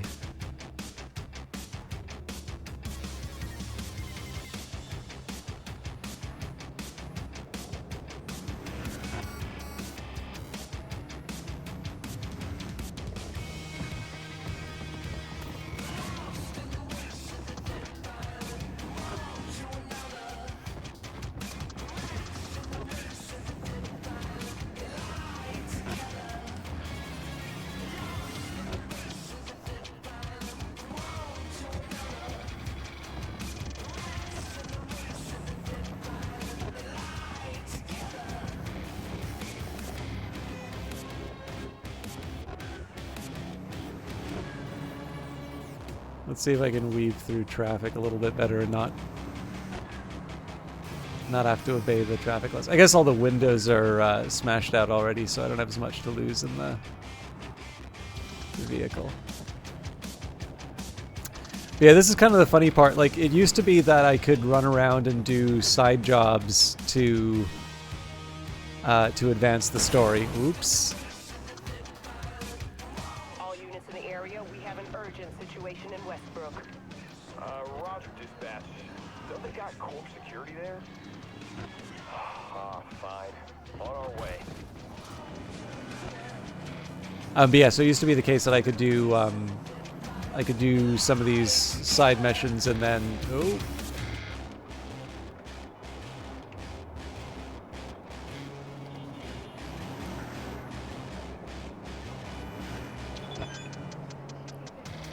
Code 0. I repeat, code 0 in this area. All units resume normal duties.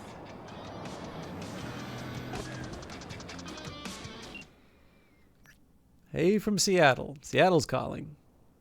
Why Seattle?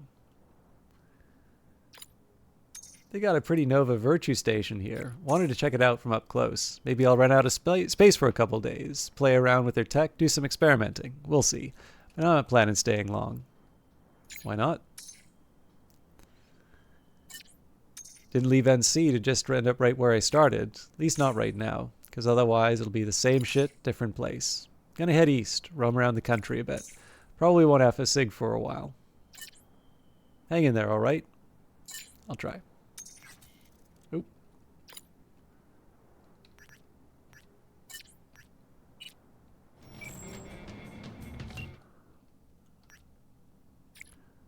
I'm sure you'll manage just fine. If I'm ever back in NC, we can crack some beers on the roof and you'll tell me everything. And I probably won't believe any of it. Anyway, bye V.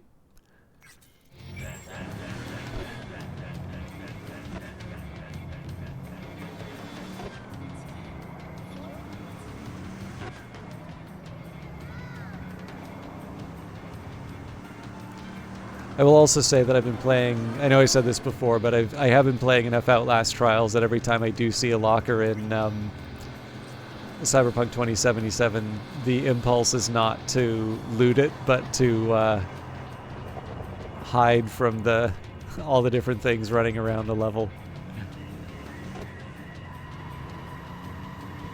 The therapy's working.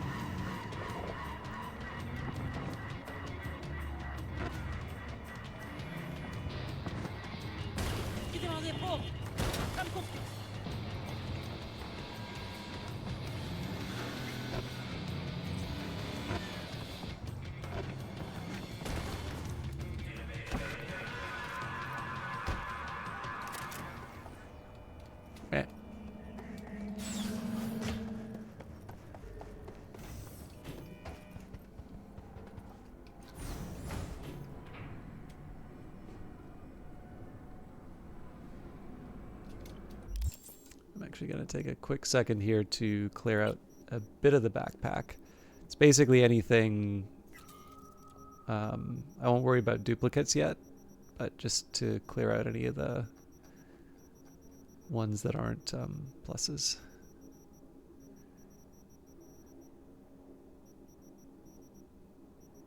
Turns out there was only one.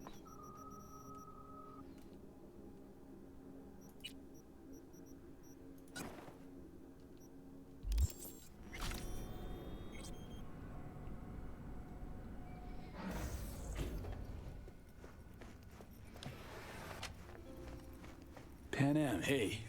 Hello, V.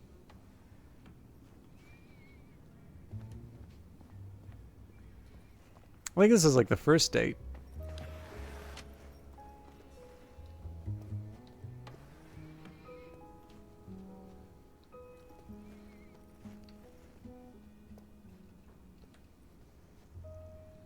How's it going with Rogue? It's going. Knock on wood. So, things are...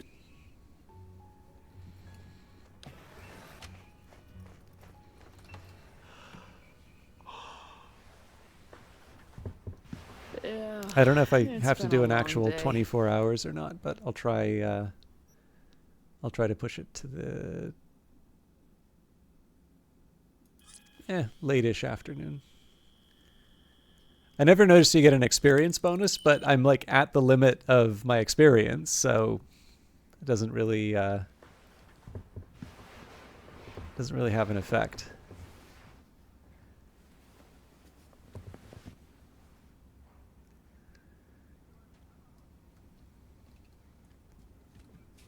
Please tell me I've got it.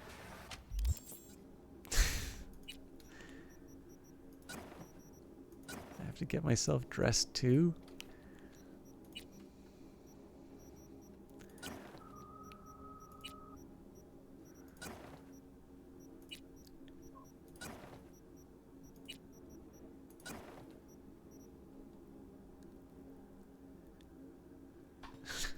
Poor man, I've got yeah, like I've got 1.5 million euro dollars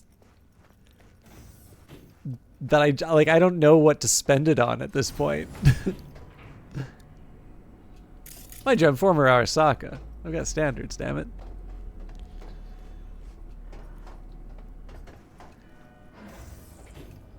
What about today? Sure.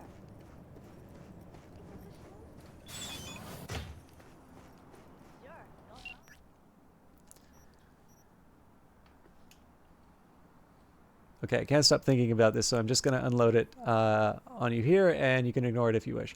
I've had it up to here with Saul. Does he truly think the family will be better off by selling his soul, its soul to a corp? I've never seen anyone with their head so far up their ass. Nothing about this is going to end well. So, now, don't get mad, but maybe dealing with those corpos ain't the worst thing. Getting along all right with one myself, Takamura, pretty chill and honorable chum. Man, this is old.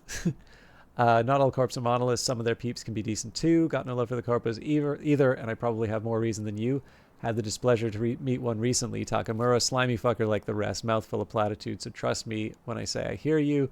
And preaching to the choir, Arasaka chewed me up and spat me out as soon as I stopped being useful. That said, recently met the suit Takamura, worked for Saburo, pretty decent chum, led by honor, not self-interest. Defy expectations sometimes, these corpos. Listen to me. Working at a megacorp isn't a job like any other. It's an identity. I don't trust them, and frankly, anyone who deals with them is asking for trouble. Just be careful, all right? Oh, and thanks, by the way. I stopped thinking about Stahl and started thinking about you. Much more pleasant. Yeah, worst part is you never know. It's riskier dealing with corpos or turning your back on them, especially when you're on your own. Oop. Look out for yourselves, okay? Probably better to keep a close eye on Saul. Thanks. Somehow I feel a little better already, as if talking to you is somehow unclouded my head. If I know one thing, it's the Aldecados joining up with a corp can only end badly. I feel it in my gut. Hang in there, V.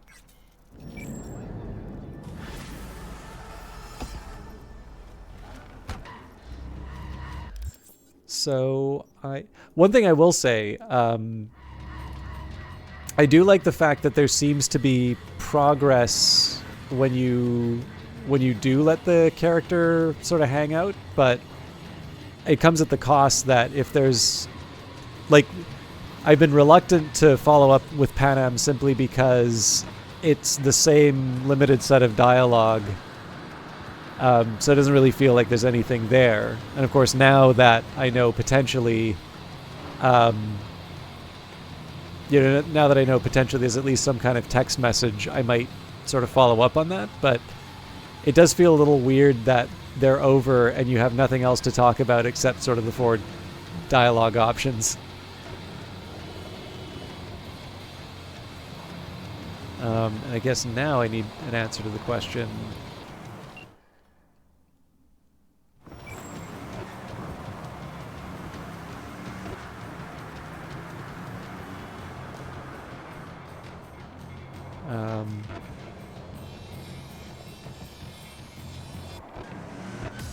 I should have just done 24 hours.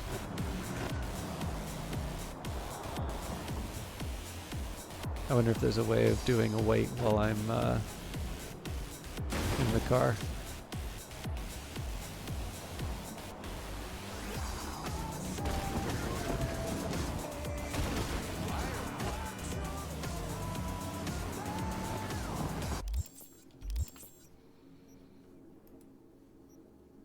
Okay.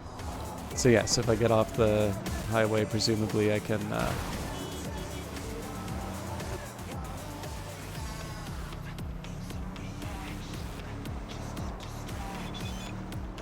Oh. What about Johnny? He amped for the gig or meh? As apt as he's ever been. Must be important to him, because otherwise I wouldn't have be forced to take the stupid, what is it, pseudo-endotrizine. Well, I'm amped as fuck, if anybody's wondering. It'll be fucking Shirma. Just gotta remember how not to get too wasted before. Old habits die hard, haha.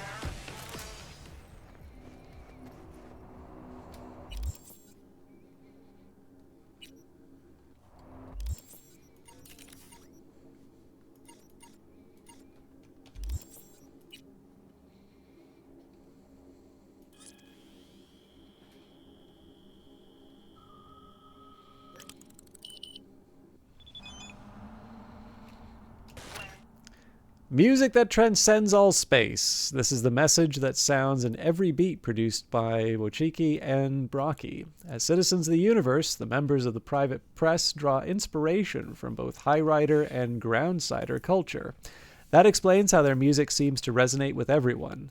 It's a sound that bypasses your brain and flows straight into your heart and feet. Want to hear it for yourself? Come see Private Press and Mr. Kipper, the greatest collab the solar system has ever seen. Only at Riot. So I'm just gonna get something to drink.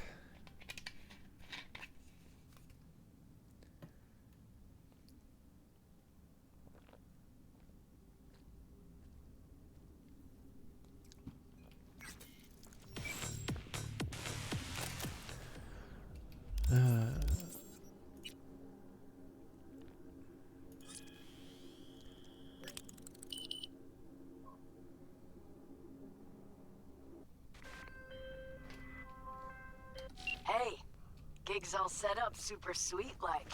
Tonight, at the Red Turf. Talk to Carrie? Didn't change his mind or anything? No, not at all.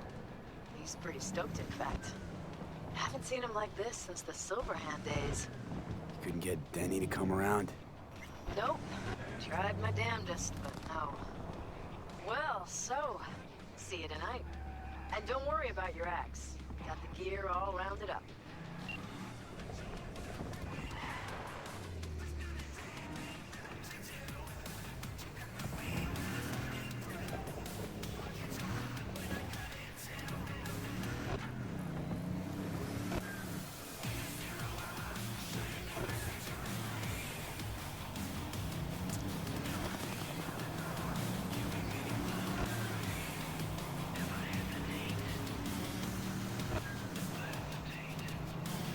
It's 4:20 in the morning, so presumably you'll have another full day wait. That's fine though. I've got nothing else to do. Also, sorry, Hexademus, I think I replied to your messages, but I didn't say hi, so hi! The latest news, which I've been incessantly repeating, is I now have my A+ on every trial and MK challenge for Outlast Trials. Ecorb saw me on the Discord spend literally 2 hours getting my A+ in psychosurgery to spoil the auction.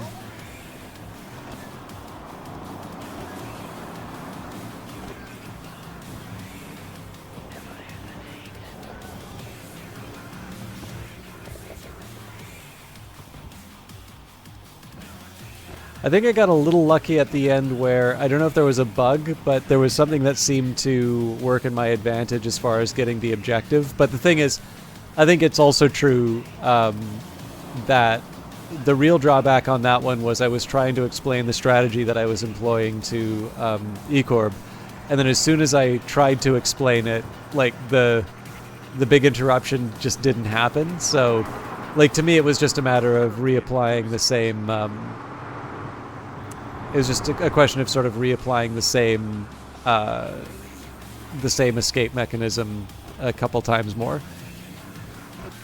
Yeah, as far as the tasks are concerned, I need to get to level 75 in the escalation mode to finish that set of tasks, and then there's a set of tasks for the things I haven't done yet. So there's escalation. There's the PvP mode called Invasion. That I haven't done any of. But like I also don't have an interest in that, so I'm not going to feel bad if that one goes unfulfilled. Like maybe I'll try it at some point, but it's very literally at the bottom of my list. There are some sleep room things. Now I'm not so sure about that because like I kind of play the game solo a whole lot. So if I'm going to get like 500 chess matches, that would basically be me trying to, I don't know, like somehow, you know, chase down players to not play the main game, and then like do that for tennis, do that for the Stroop test, so on and so forth. Okay, we could do 500 chess matches where you win, 500 where I win, and we can both get the top achievement. And then there are still a couple of sort of secret tasks that I know they don't show up on your list, but if you do them, they do. And I'm pretty sure I know how to do them, but I forgot to do them the last time I was in those relevant levels. So I'm sure I'll do like a couple of special runs. But for the most part, my main mode's gonna be escalation until they add some new levels or they have like special events, which is fine. Like I'm happy to do it that way.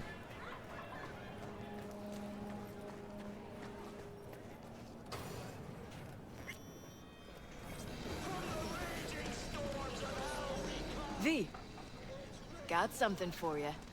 Dunno if you know, but once upon a time, this was Silverhand's. Fuck, Nancy just gets shit done. Should just whisper Mikoshi in her ear. We'll be all set. And you are... V, we met at Denny's. Oh, right. Shit was fucked up, wasn't it? What happened with Denny? Meaning before you filled her pool with concrete. I hit bottom. She left me. Almost flatlined right there in the street. She just stepped around me like so much trash. What happened to you then? I don't know, I was on some bad shit. Collapsed. They brought me back. But Denny was gone. Her friends wouldn't talk to me. Like I disappeared or died. You look to be in great shape today. Yeah, yep. Carrie took care of me. Didn't he just get you out of detox?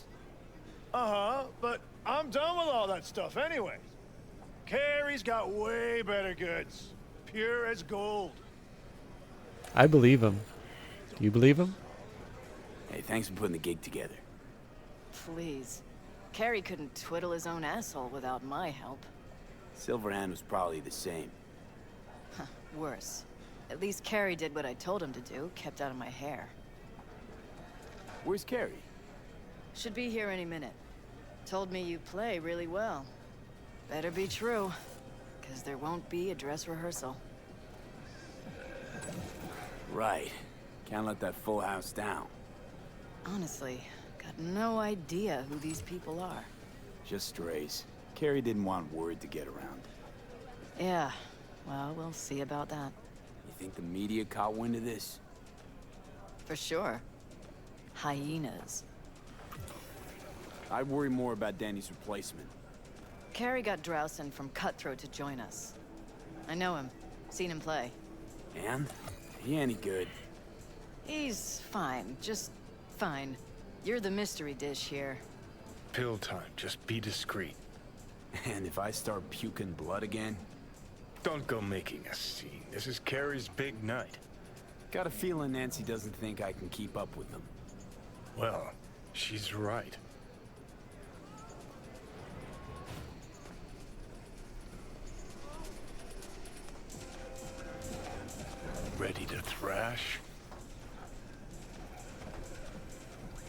fun.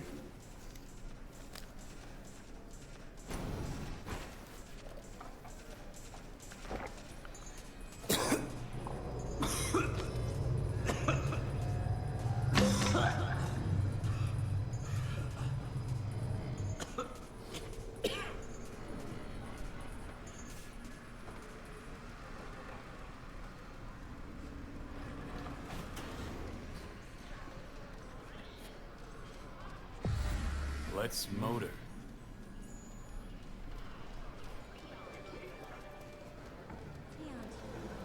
There you are. This is Drowson from Cutthroat. Hey, big fan, huge fan. You too? Got all their albums? I mean, I never Chill, dreamed that. Joom. He's in the same boat as you. Want to talk to a star? Talk to me. And get that shaking under control. Think my shakes are the same. Or worse. Crowd got you stressed, or is it me? Fuck you. And missed you too.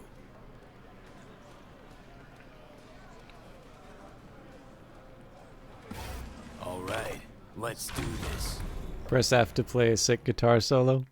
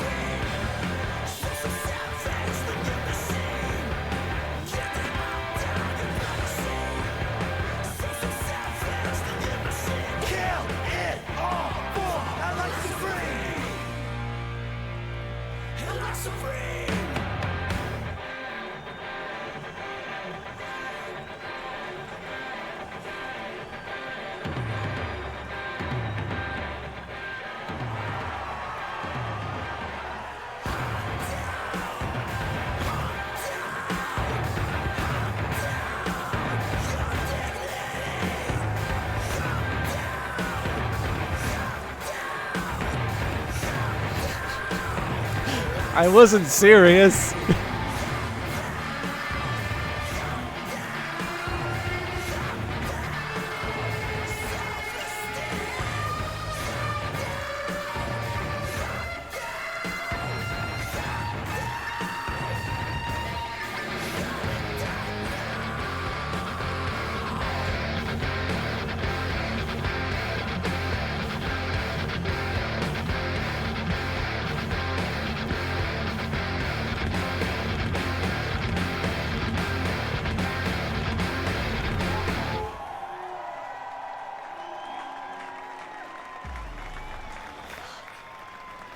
This is fucked up. What is? Actually, got pretty nervous for this thing. Felt like I had something to prove. To myself, to you, and whoever the fuck. But all I did was have a good time. That's it. Want to do it again? Huh? No. That was enough. In that case, here. Take it. As a souvenir. You sure? Won't play without you. Just wouldn't be the same. See what you're doing here. But I still plan on playing. Hey, well done, Incorp.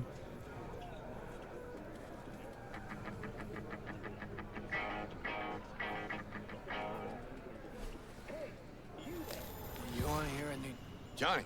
Oh. He's gone, isn't he? Yeah. Yeah, but he can still hear you. Thanks, but not in the mood for hovering tables and voices from beyond the grave right now. Maybe you should hang on to this, actually. How's the gig? Hella preem. Samurai's found its new groove. Damn shame I had to miss it. Can still come to my show. You shouldn't have, really. The very gun I tried to shoot Johnny with when he broke into my house. Meaning, you tried to shoot me. Yeah. And earlier... And never mind. Cool. Feel like I fell asleep and woke up 50 years later. Back to work then. Take care, V. I'll be in touch. Well, it wasn't so bad, was it? Too bad Care's gone off. Guess he had somewhere to be. Badly. Probably writing a new song as we speak. Isn't that what you wanted? To make him feel better? Better, but not that good. Johnny, don't ever leave me again. I can't live without you. A little of that could go a long way. Hope that's it for last requests. Maybe. Now you get a chance to do what you will. Gotta go talk to Hanako. Fast. Okay. Your choice. Let's go. Feel like there should at least be some sort of resolution with Adam Smasher at some point, but... so one thing I didn't realize... I'm assuming that A Like Supreme is a reference to A Love Supreme, but I didn't realize that was an actual song from... I didn't realize it was an actual song from... what is it? From Samurai. Waiting for you. Carrie, where are you? On the way. Chill. Gotta change.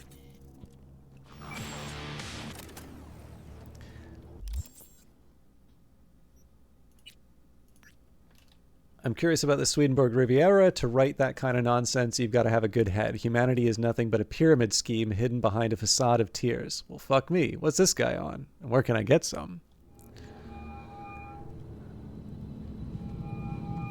Hello? Oh, hey, V. You calling about something or just wanted to catch up? The former. Found your job posting about Swedenborg Riviera on the net. Oh, that. Wow. I completely forgot about that whole thing. So, is it still going? I mean, I still want to scroll a segment about it, so if you can find anything at all on Swedenborg, I'll pay you back in black caviar and champagne. But I doubt you'll find anything new. What have you managed to dig up so far? Short story? Fuck all. And the long story? Well, it looks like Swedenborg Riviera isn't just a radical philosopher and economist, but a damn good netrunner, too. Jack of all trades. Just tell me more. I could, but it'd be a waste of your time. I'm telling you, the guy's a ghost. It can't hurt to try, right? Well, aren't you just bursting with a can-do attitude? Have it your way, then. I started looking into all this about a year ago, right after one of Swedenborg's followers lobbed a Molotov into the Helvetia branch. Tried finding some way to reach the guy, came up blank. Total brick wall. Hired a private eye, also came up with squat. And the IP link to the account? He would have used cloaking demons, but there's always a mark, a trace. Well, I didn't know I was dealing with such a pro here. Guess what? I tried that. I managed to pinpoint the SIG to Santo Domingo, but linking it to any specific address was a non-starter. District's jam-packed with units, as I'm sure you know. Asked some locals if anyone saw or heard anything, cash in hand. Zilch. Nada. Dried up all my leads. Got it. Listen, send me the coordinates to the last data term that relayed the signal, okay? I'll take a look. Worst case, I'll lose an hour of my life. Best case, well, who knows? Hey, if you're offering, why not? But seriously, V, I wouldn't get my hopes up. Happy hunting.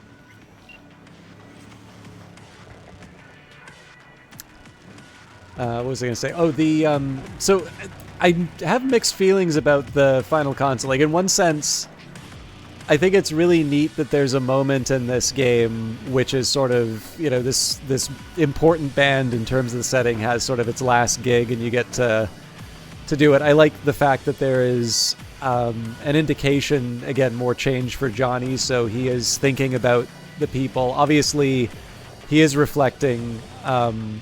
I mean, the best I can sort of say in terms of this arc is definitely somebody who existed... Actually, this is going to be such a weird example, but I find it like a really relevant one based on a couple of online interactions that I've had.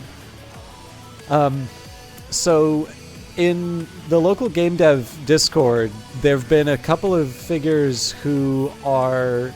Like, I think everybody kind of knows these types. Like, they're very political, but like in the very boring, like, 2016 happened and everybody lost their minds, and it's not the slow boring of hard boards or the I'm motivated to make the world better for people. It's this is a great excuse to sort of shout at people for not thinking the way I do types. And of course, inevitably, these are usually very rude and very unpleasant people to be around. And it got to a point where the Discord is now split. There's sort of an outrage section, which is going to be overtly political, and then the general chat is for more is for like the not I'm going to get pissed off reading this section. This is the local game dev Discord. I'm so sorry. Dirty Rectangles. And I think the one thing I'll say is like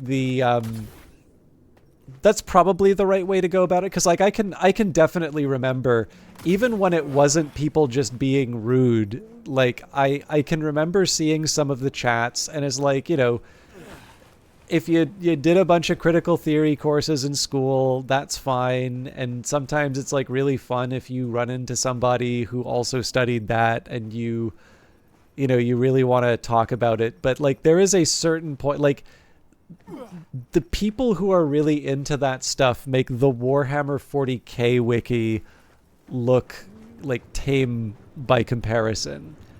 And I can remember like just switching off a couple of times on the general chat Discord, not because I was particularly offended by anything that I saw, but it's just sort of like, this is amazingly boring, and like it's like these people are talking, they're like talking as if there's nobody else in the room, basically.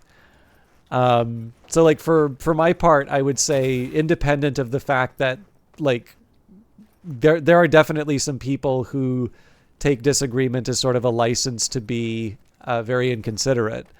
I just think in general, like dealing, not having to deal with people, people going on endlessly about really, really tedious minutia is very... I like, to me, there's just a certain side where it's like, if it is a conversation between two people and like you have to scroll up for a while before you can engage, like maybe that's a time that you take it to DMs. Not gonna like actively say it to someone, but like, yeah, I don't know. Like I think it's really clear in some cases where there's only like two people getting something out of the encounter, and that's, at least to me, maybe a signal to take it offline. But one of the things that I've always tried to do in those situations is that I probably don't go as much as people think. I don't go out of my way to provoke. But I am very clear with people when they are talking in a way that's not acceptable. I have said in that specific Discord to people that they would not have even remotely thought of talking to me that way if it was in person. And of course, like, no, I talk this way to people all the time. I was like, no, I know for a fact. Like, I was going to say, if you did that, you would have certainly been punched by someone, not me. And you would have then learned not to run your mouth this way. Like, this is someone who very obviously does not speak that way to anyone except online. But the reason why I'm bringing this up is it did remind me of an interview. I'm trying to remember. I actually don't even remember this person's name that well, but I think they used to be on the Young Turks. So like the very, very liberal / progressive / leftist, whatever term you want to use. I'm not crazy about the term leftist. Progressive sounds a little funny because it sounds like almost a branding exercise. And like liberal, obviously, there'll be people who consider themselves classical liberals, which I think most people would kind of associate with more of a conservative. So like there's no great label for these things, but I think most people kind of know the type of person I'm talking about. I'm pretty sure at least some people know what the Young Turks are.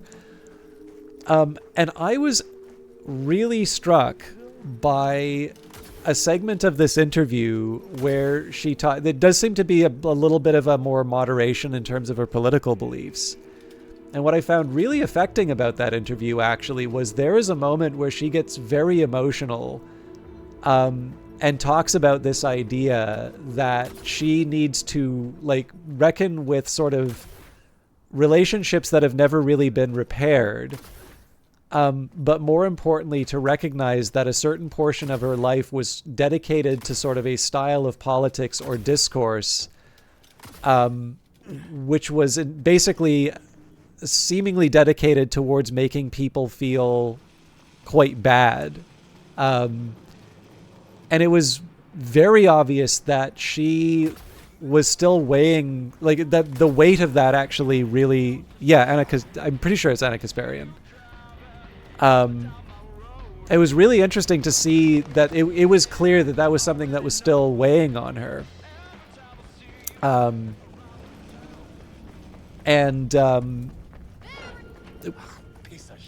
Obviously, like, looking at the kind of tone that I'm sort of dealing with in well, not really dealing with, but have observed in the Discord,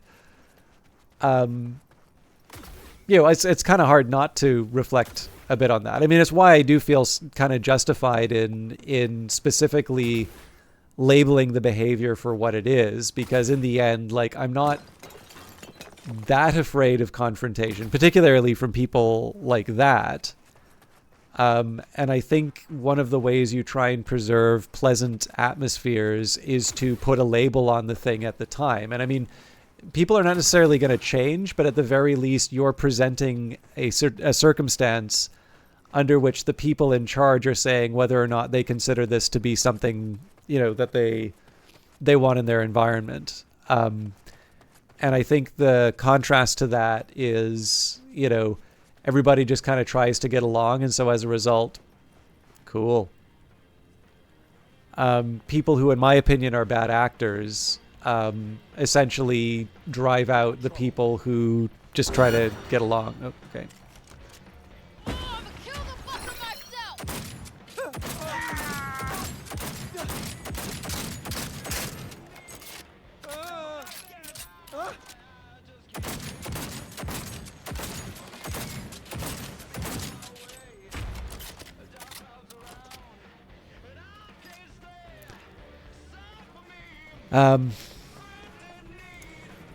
So the reason why I bring that example up is that there's this weird connection that I see to Johnny in this situation, right? So Johnny is a character, at least as far as I can understand from the little fragments that I've seen, definitely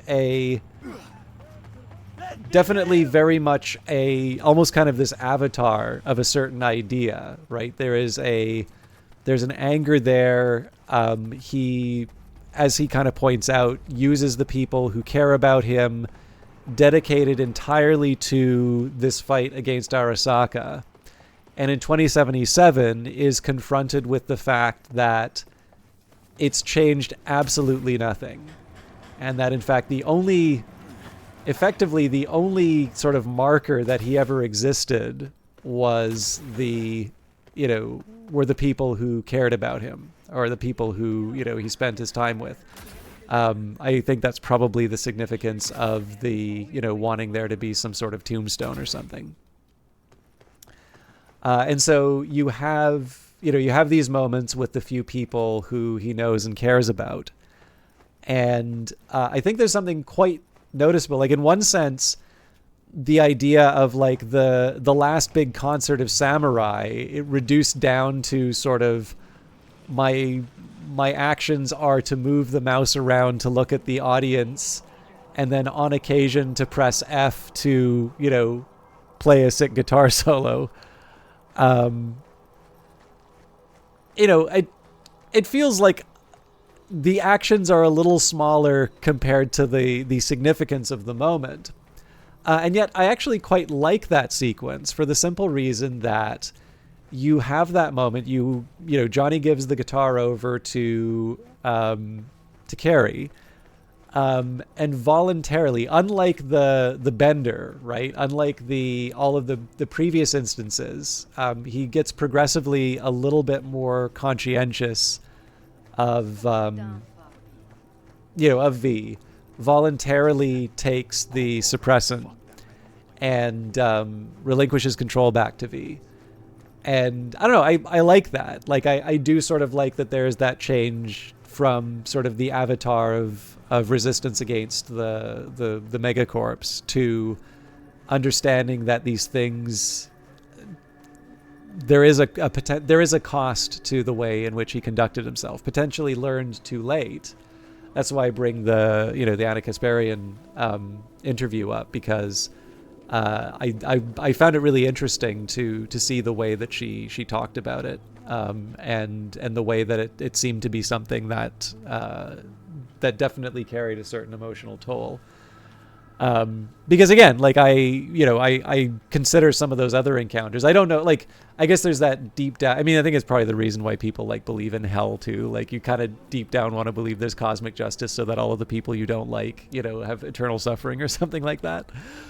But it's not so much that, but like, obviously when I think about the kinds of people encountering, like, I consider there's almost like two consequences to that sort of behavior. And like, one of them is you are unaware of the way that you are treating people, and you are this unpleasant individual to all but sort of fellow travelers throughout your whole life, and your net effect on the world is largely to make it more unpleasant. And I almost feel like, for me, that's kind of worse, because there's just something really nightmarish about the idea of leaving the world a worse place for your presence, and being so completely ignorant of your negative impact that you aren't even aware that you are actually so deluded that you think you're doing a good thing. But like, on the other hand, if you behave that way, the better of the two cases is still pretty grim, which is there is that day of reckoning where you do realize that you've actually been this negative force, and you have that realization. And I would say, like, the appropriate response in that time is shame, which is, not a great feeling. That's not something, like, it's a useful mechanism, right? It's a way that we sometimes correct ourselves. But it's not pleasant to go through. So like, obviously the easier said than done. Like, obviously the ideal is to behave in an upright way. But, again, like, it's a very silly example. And yet for some reason, it's one of the ones that sort of comes to mind specifically when I think about the specific change in which, Johnny's behaving, not just with other individuals, because you don't really get to see him interact with individuals as much until you start doing these. But even this specific, I mean, like, obviously there's another form where it's like public shaming, where, it's sort of this effort to sort of put pressure on someone to adjust. But yeah, no, I'm obviously I'm not suggesting that all forms of shame are equally. In fact, I would say they're not even. They're not useful in all manifestations, right? There's some times where you might feel shame over things that you're not supposed to. But yeah, no, I'm thinking I'm thinking of obviously the productive form, not necessarily the one that is motivating growth. But yeah, no, like there's I think the thing again, like it's interesting to see specifically how Johnny is changing and how I see him moving from, at least again for me, seeing him move from sort of this almost cartoon to someone who is actually considering the human cost of his crusade, and specifically how that takes the form of the pills of the V. It's, you know, what I like is that, you know, you play and enjoy these kinds of games because of their big ideas. Like this is one of the big reasons why I like science fiction, right? You get to see this massive canvas on which these interesting stories get told. But the reason why they're worth listening to, like even if it comes down to like the, you know, great classical myths and the gods, like they're very human reflections in a lot of these cases, and they're ones that can be understood in those terms. And that is probably where some of the power comes from, because in the end, like there are better and worse ways for me to you know, to hear a particular story. I won't even say message, just a story. And obviously, the more that I can relate to it, the more that someone can reach me at my level, then the more effective it's going to be. And obviously, if you're going particularly for appeal to certain emotions, you're not necessarily going to be able to write like a treatise on the issue. You're going to need to find those relatable experiences that individuals will draw from. Which is why, again, like obviously, this isn't. I don't think like the Cyberpunk people sat down and said, okay, a few years from now, you know, System Shock's going to run into an annoying Discord with some of the people in the local game dev meetup, and they're going to be like annoyingly political, and that's going to be what the Johnny arc is about. No, clearly it's not that. But obviously, to combine that with an interview from someone who really thought that they were doing the righteous thing, you know, just happens to be a nice little rounding of the science fiction concept. Why this obsession with Sweden fuck? Hoping once you find him he'll spill the meaning of life? Here, I'll save you the trouble. Life makes no sense. With you in my head, agreed. Now, how about some quiet time? Can't think. You stopped thinking long before I got here. But sure, blame it all on the guy in your head. Wait, shh. I need to look around.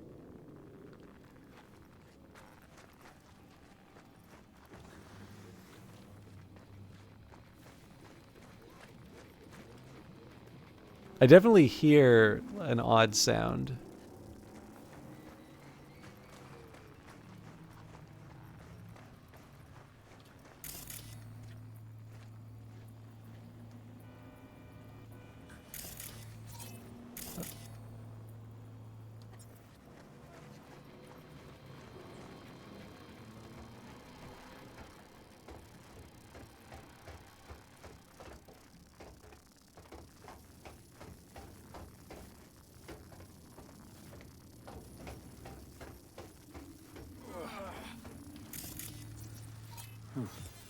Pirate router. Think this is our Swedes doing? Only one way to find out.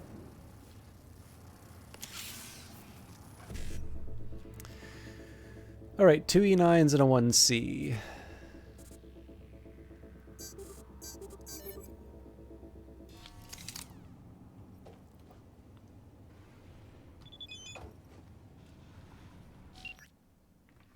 Who that goes in search of me has already torn off the bourgeois corporate blinders from their eyes and taken the first step toward the hanging garden of post-capitalism. But this is just the beginning. Are you prepared to go even further? New coordinates uploaded to map.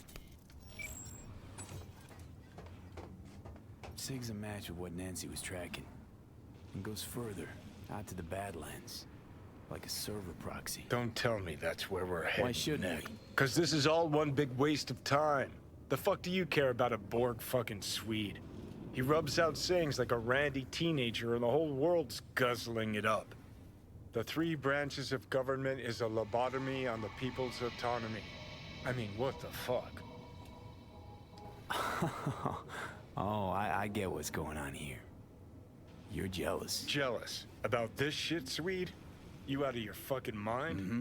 Cause he's the one all the anarchists and fist bumpers are quoting. While you played in piss-soaked dives for a bunch of stoned zit-faces. Don't talk shit about what you don't know. Happy fucking trails.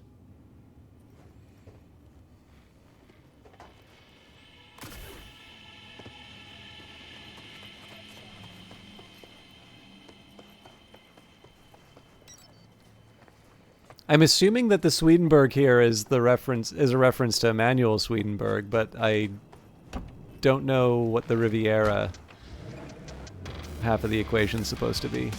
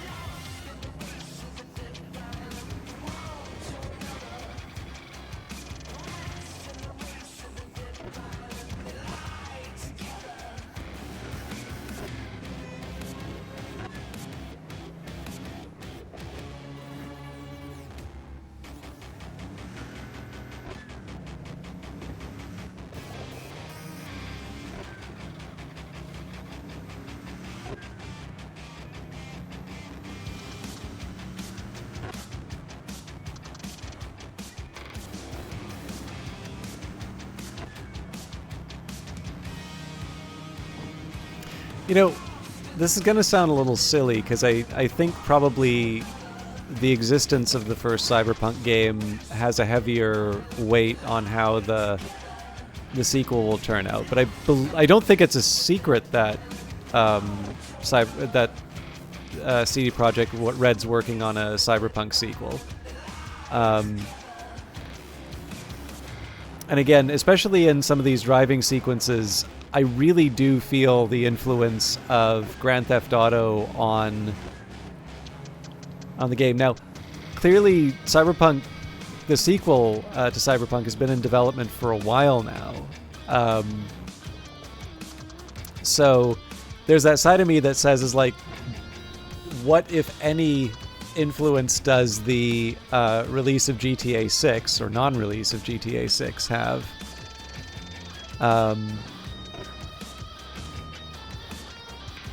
Oh, you didn't know they were? I feel like they've said that they're working on it. I'm assuming that also falls under the deal that they have with Epic, where they're working with, excuse me, the Unreal Engine. But what I am a little curious about on this is, does the, like, I don't know when these sorts of things get locked in terms of the overall structure of the game, whether a Cyberpunk 2 winds up being some of the things that they obviously wanted to implement, but sort of the world, and the realities of development kind of caught up with them. And how much is, let's not mess with the successful formula. I guess there's a few. I'm kind of curious to see where this all goes. But overall, I guess there's that side of me that wonders. So it's been a long time since Cyberpunk, since GTA 5 came out. clearly there are other successful models for games. And I'm a little curious, I guess, you know, how much does a Cyberpunk sequel push out the frontier a bit? Like, how much do they oh, this is going to be funny if this is not even the thing I need to do. Signal leads here and disappears again. How much of it is just sort of a tidied up version of the game, which, by the way, is very enjoyable, you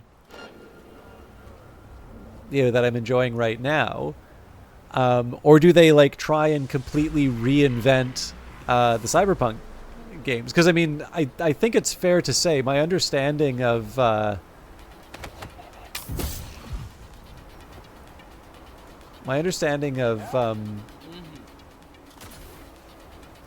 the Witcher games are that the first one is kind of a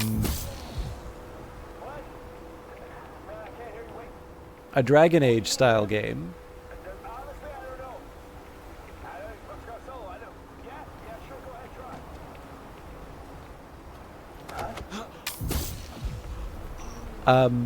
Second one, I guess, is a little bit more similar to the third, but like the third seems to be the one that everybody really loves.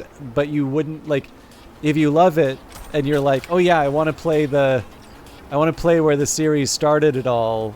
I think the consensus is that there's no assurance that you will actually enjoy that experience. So likewise, right? You can see how it could go one way or the other with Cyberpunk. Like, I don't necessarily think they're on the wrong track with this game, but I certainly remember over the course of development there were some things that they were talking about putting in that don't. They're talking about putting some things in that didn't actually seem to wind up in the game. And I suppose to a certain extent there's that question, you know, how eager are people to you know, redo Cyberpunk? Like, presumably they're going to want something new. And so I guess, you know, I don't know if there's like the Civilization model where it's like keep a third, improve a third, make a third brand new. I imagine there's probably a few different ways that that they can approach it, but I have no idea. I mean, obviously, games on this scale don't come by pretty regularly, and the people who are allocating all of those resources to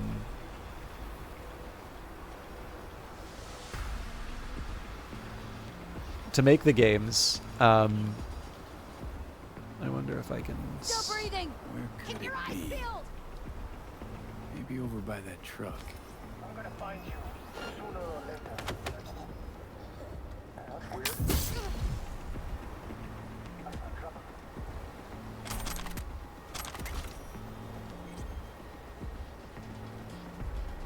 I'm actually going to argue that the detection sort of helped me here.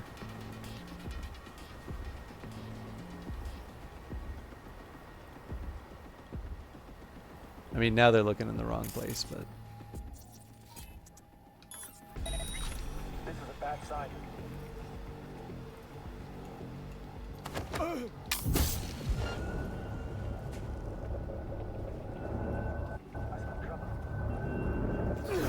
Well, I did my best. Keep it together.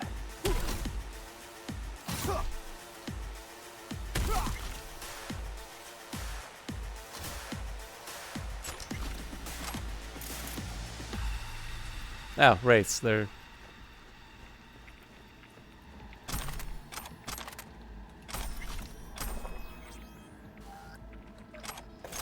I guess I didn't need to be that nice.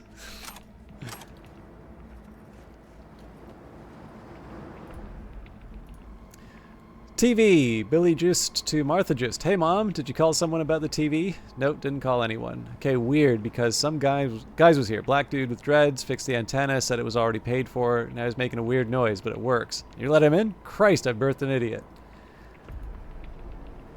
Alright.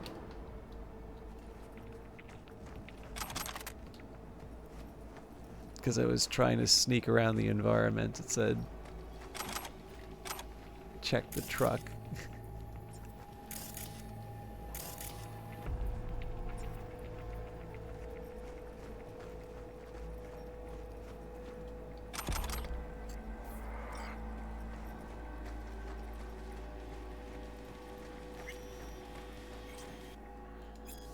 Found some gonk, had some shit on his antenna, was jamming our signal. Who was it? Fuck knows, won't be able to tell you now. And the shit on the antenna? Took it down. Should be able to quick hack drones, no problem.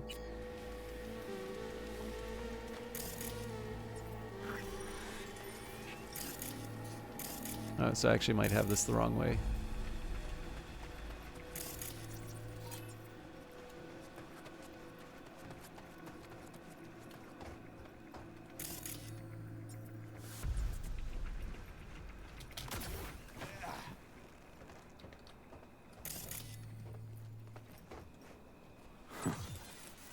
Sounds like this Swedenborg really values his privacy. Oh, thought you were done talking to me.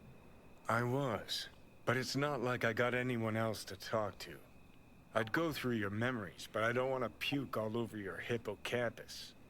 Well, hack away or whatever it is you were gonna do. Please, something happen.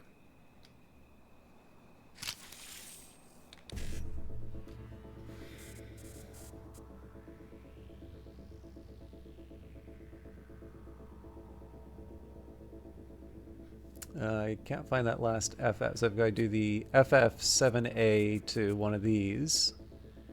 I can get the E9 on this line, but there's no FF. I can get the E9 on this line, but similarly there's no FF.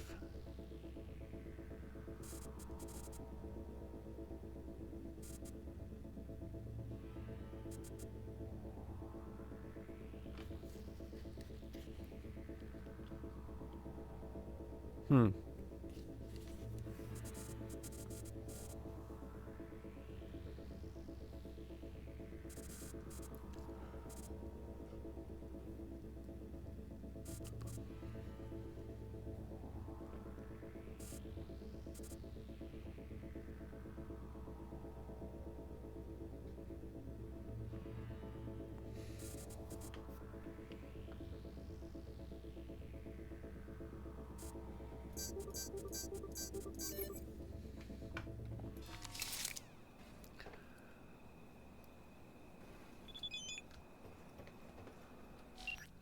The road to the stars is always paved with darkness, and the road to collectivism leads through the sea of blood. Will you hide your tail between your legs and fasten your corporate leash once more?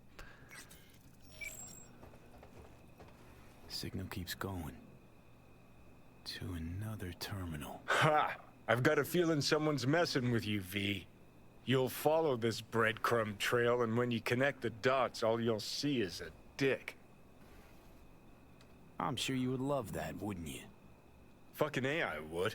That cock would be the first thing Swedenborg did that actually made any sense. Except he'd probably give it some pretentious name. Like, patriarchal phallus, upholding toxic masculinity. What do you think? Think it's time we moved on. Got a title for my new blog.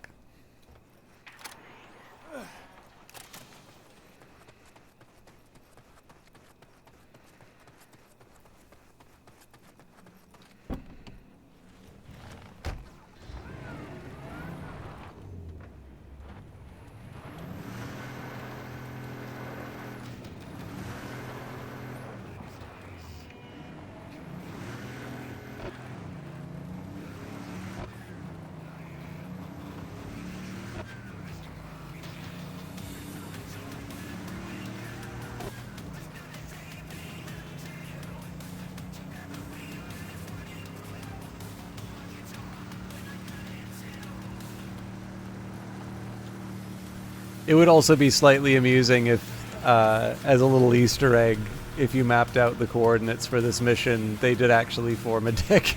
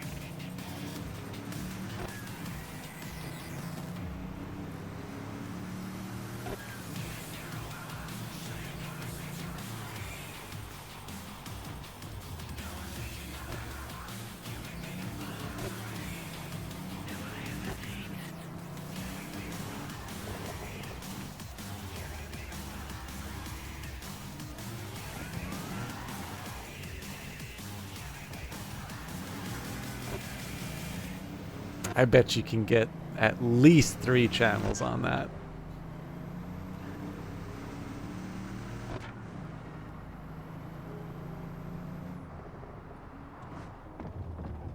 No.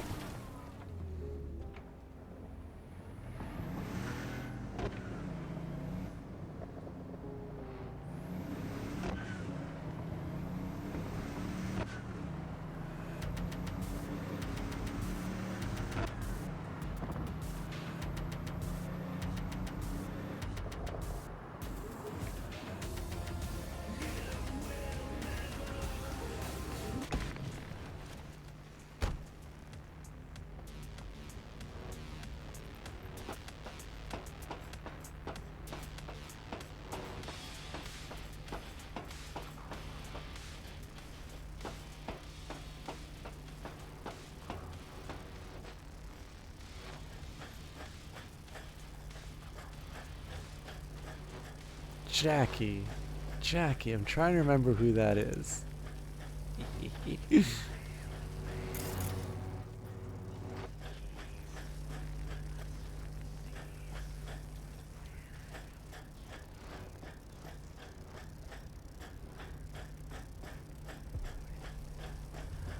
I think one of my favorite experiences of early Cyberpunk, like before Phantom Liberty, before, you know, basically where at the time where like people, if you would see their playing stats, you'd see they were clearly enjoying the game, while the discourse was very much that the game was like a complete failure, which it clearly wasn't. But like one of my favorite moments of like the buggy version is I'm trying to even remember where it was, but I'm pretty sure it was in like the Arasaka Tower mission, and like I'm trying to sneak around. Yeah, I actually really liked it too, which was weird. Christ, finally. Look, get far enough from the smell, even Night City can be beautiful. I actually had quite low expectations and was very pleasantly surprised by the game. But one of my favorite moments was sneaking around Arasaka Tower and like Where is it? Maybe up there. Out of nowhere, it felt like I just hear Jackie yell, "I see you, cabrons!" and like runs into the room like Leroy Jenkins, just firing with both guns. I'm like, okay, well.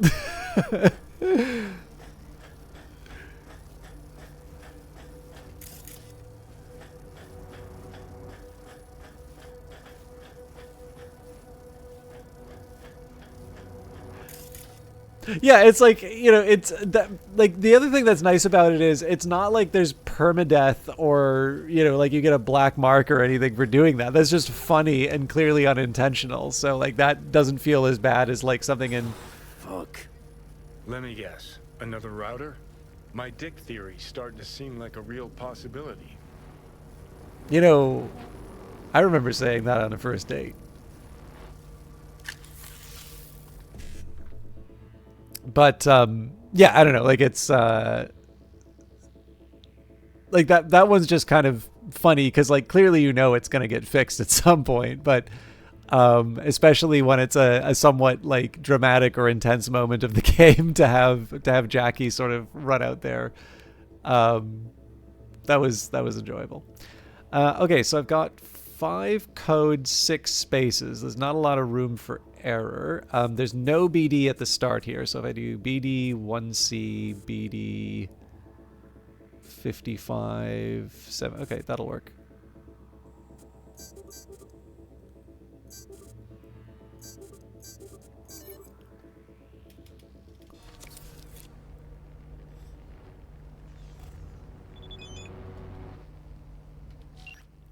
You're getting closer. You are seeing more. The nirvana of Marxian Swedenborgism is around the corner. You must take the final step. You must be brave.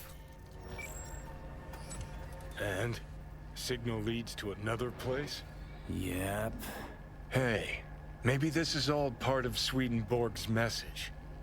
Life is movement. Fuck the destination. It's how you get there that counts.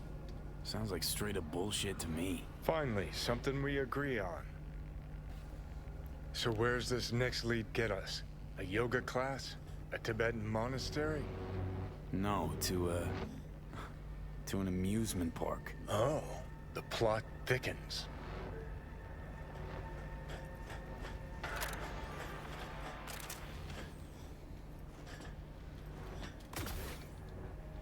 Yeah, probably don't want to use the double. That really won't let me go down there. All right.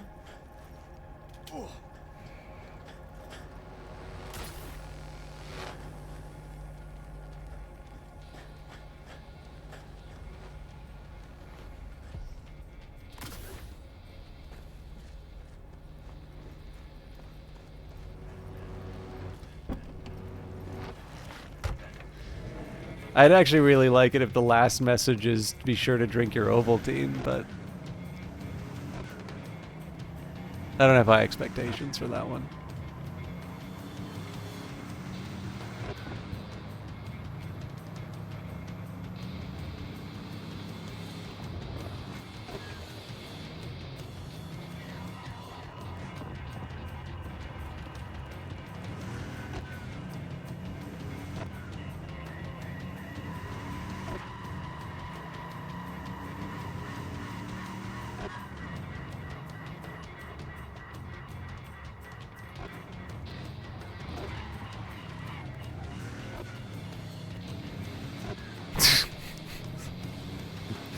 I think that might cause me to uninstall the game.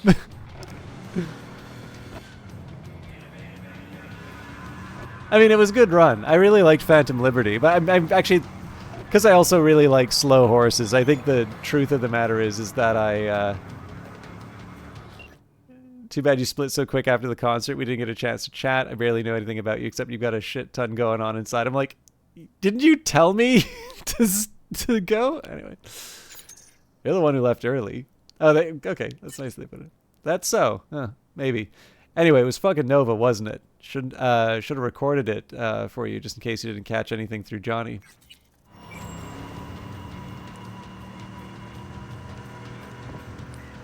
Yeah, I think the lesson that I've gotten is that I'm actually kind of a sucker for spy stories. So I imagine it would be true regardless. Still, Phantom Liberty was good.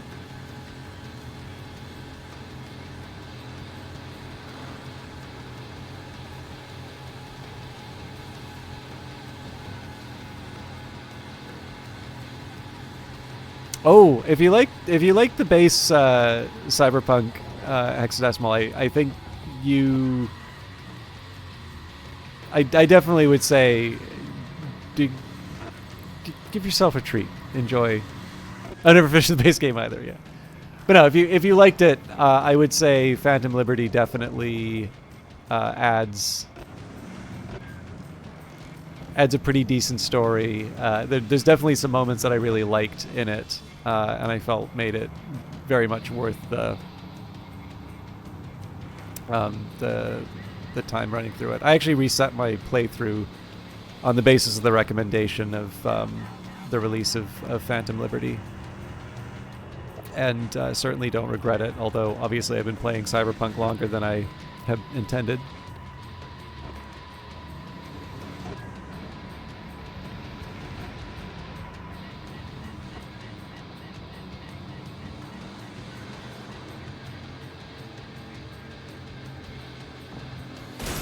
Oopsies. Ah!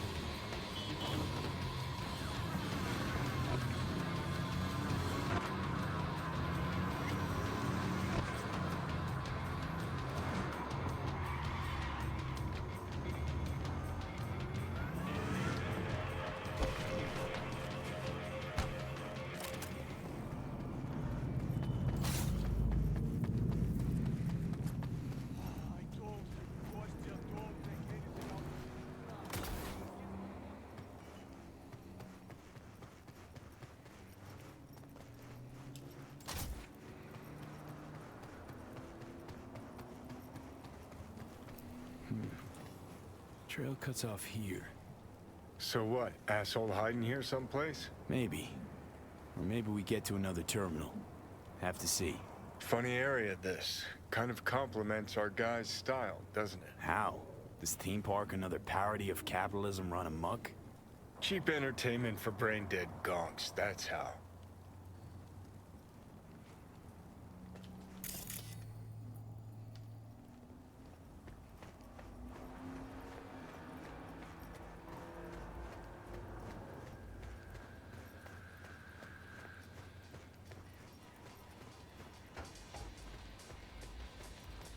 Capital is the blood of the global system of oppression.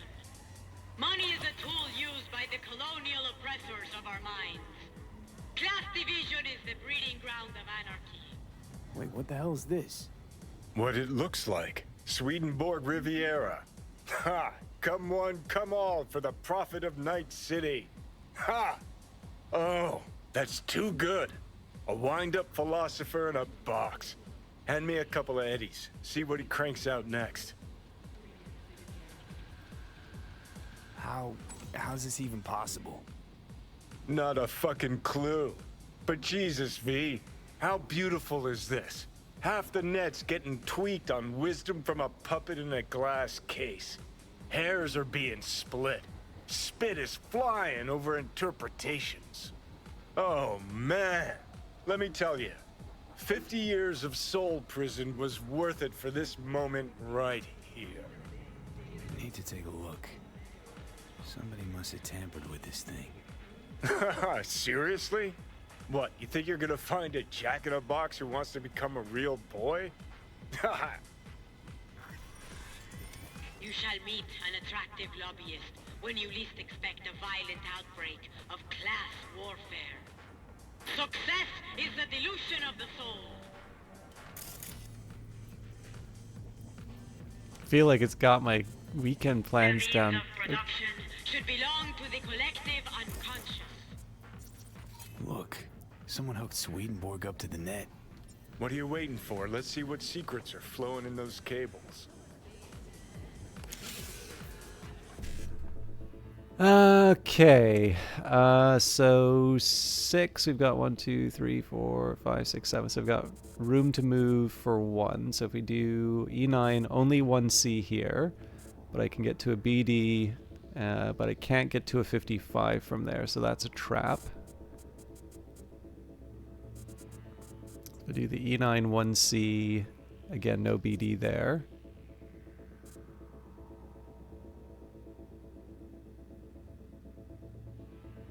So E9 1C BD 55.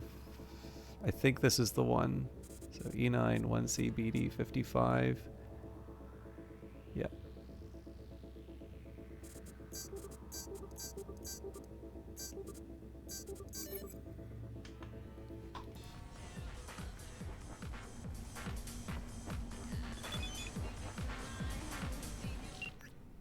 You followed all the clues like the good dog you are. So, do you feel enlightened? XD, You have been pwned by Sweetly?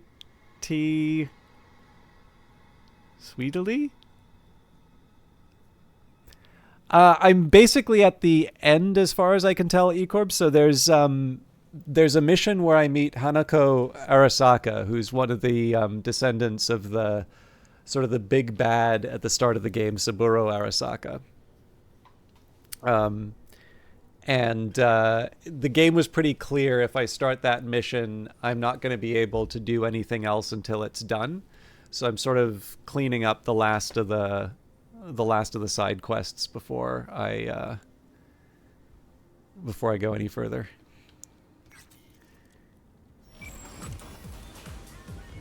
Okay, so if I'm getting this right, someone hacked into this fortune teller bot, rejigged its algorithm to spew out anti-establishment aphorisms instead of prophecies. And then hooked it up to the net through a system of routers that masks the signal origin. Pure fucking genius. Can we find whoever did this? I need to shake their hand. Unlikely, for 2 reasons. First, they didn't leave a trace. Second, you're dead, Johnny. Oh, right. When I get in a good mood, I forget that. Hey, V. Don't turn it off, huh?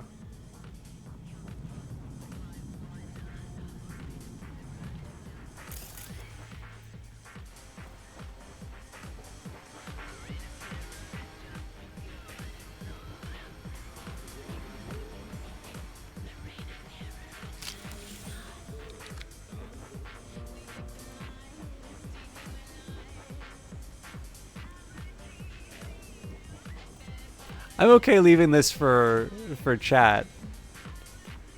Do we want to mess with it, or do we want to make Johnny happy?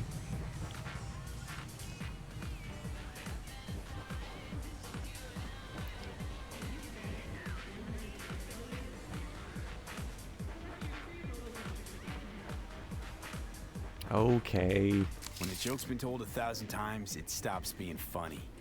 No, V, wait. You had to go and ruin everything. Oh, I didn't mean to do that.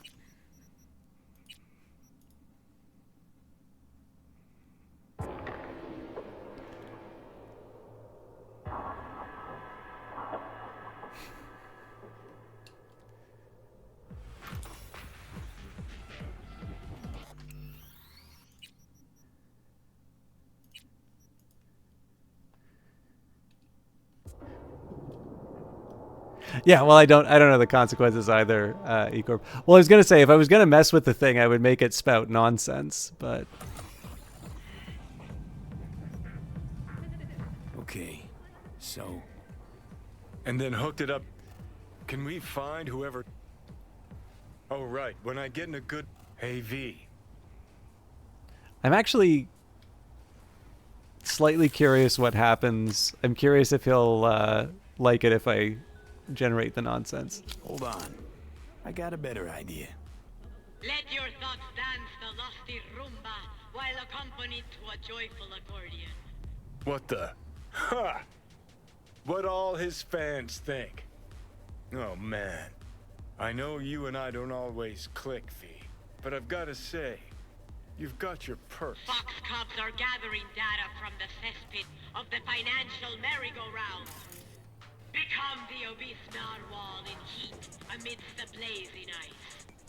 Let your thoughts dance the lusty rumba while accompanied to a joyful accordion.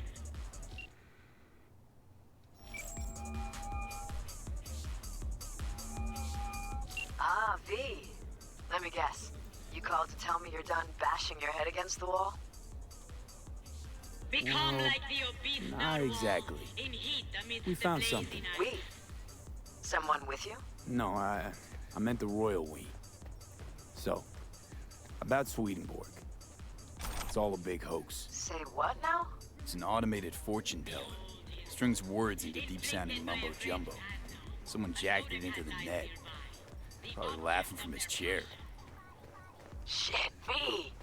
This story's even better than I thought. I'll take it from here. Oh, your Eddies on their way now. Thanks. Bye. Okay. This might mean that we're ready to wrap up the game in the next session. I don't think obviously I've had kind of some extended silences. That's partly just a function of the fact that I'm quite tired and I still have Outlast to get through tonight. But I am at the end. I'm at the 3-hour mark anyway, so it's probably not bad for me to leave it here. But assuming there isn't anything else in the game, the last thing for me to do is meet Hanako at Embers. There is actually a side of me that says maybe one last chat with Panam before... Panam, hey, been missing you lately. Got any time for little old me? She might say no, in which case, great. Be miss you too, but right now I don't have a moment to spare. Truly, I'll let you know as soon as I do. Good. Then when I die on the mission, but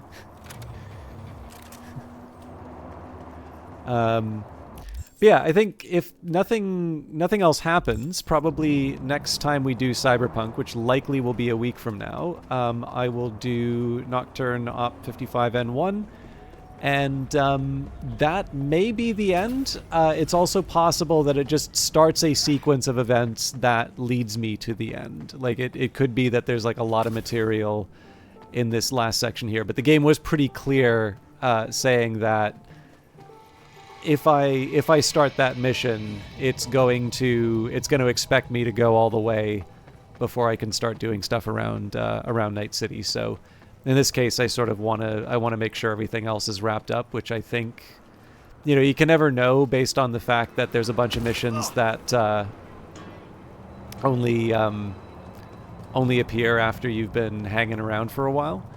But I don't know if I really want to just sort of wait a week in game to see if something shows up in my quest log. I figure it's probably the original intention was to clear everything out of my log, which it is, and so now I think probably I should get the end game started. But like I said, that will be for likely next week, although obviously I haven't been 100%. Like sometimes I want to change it up a little bit. By the way, so you finished Despoil the Auction, right, Ecorb? Or are you still kicking around Outlast Trials?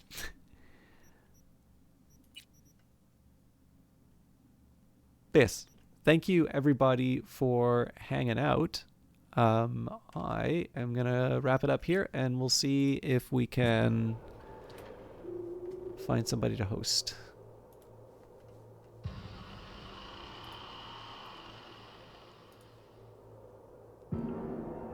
Katako is doing more, I think it's Resident Evil Requiem? Yes.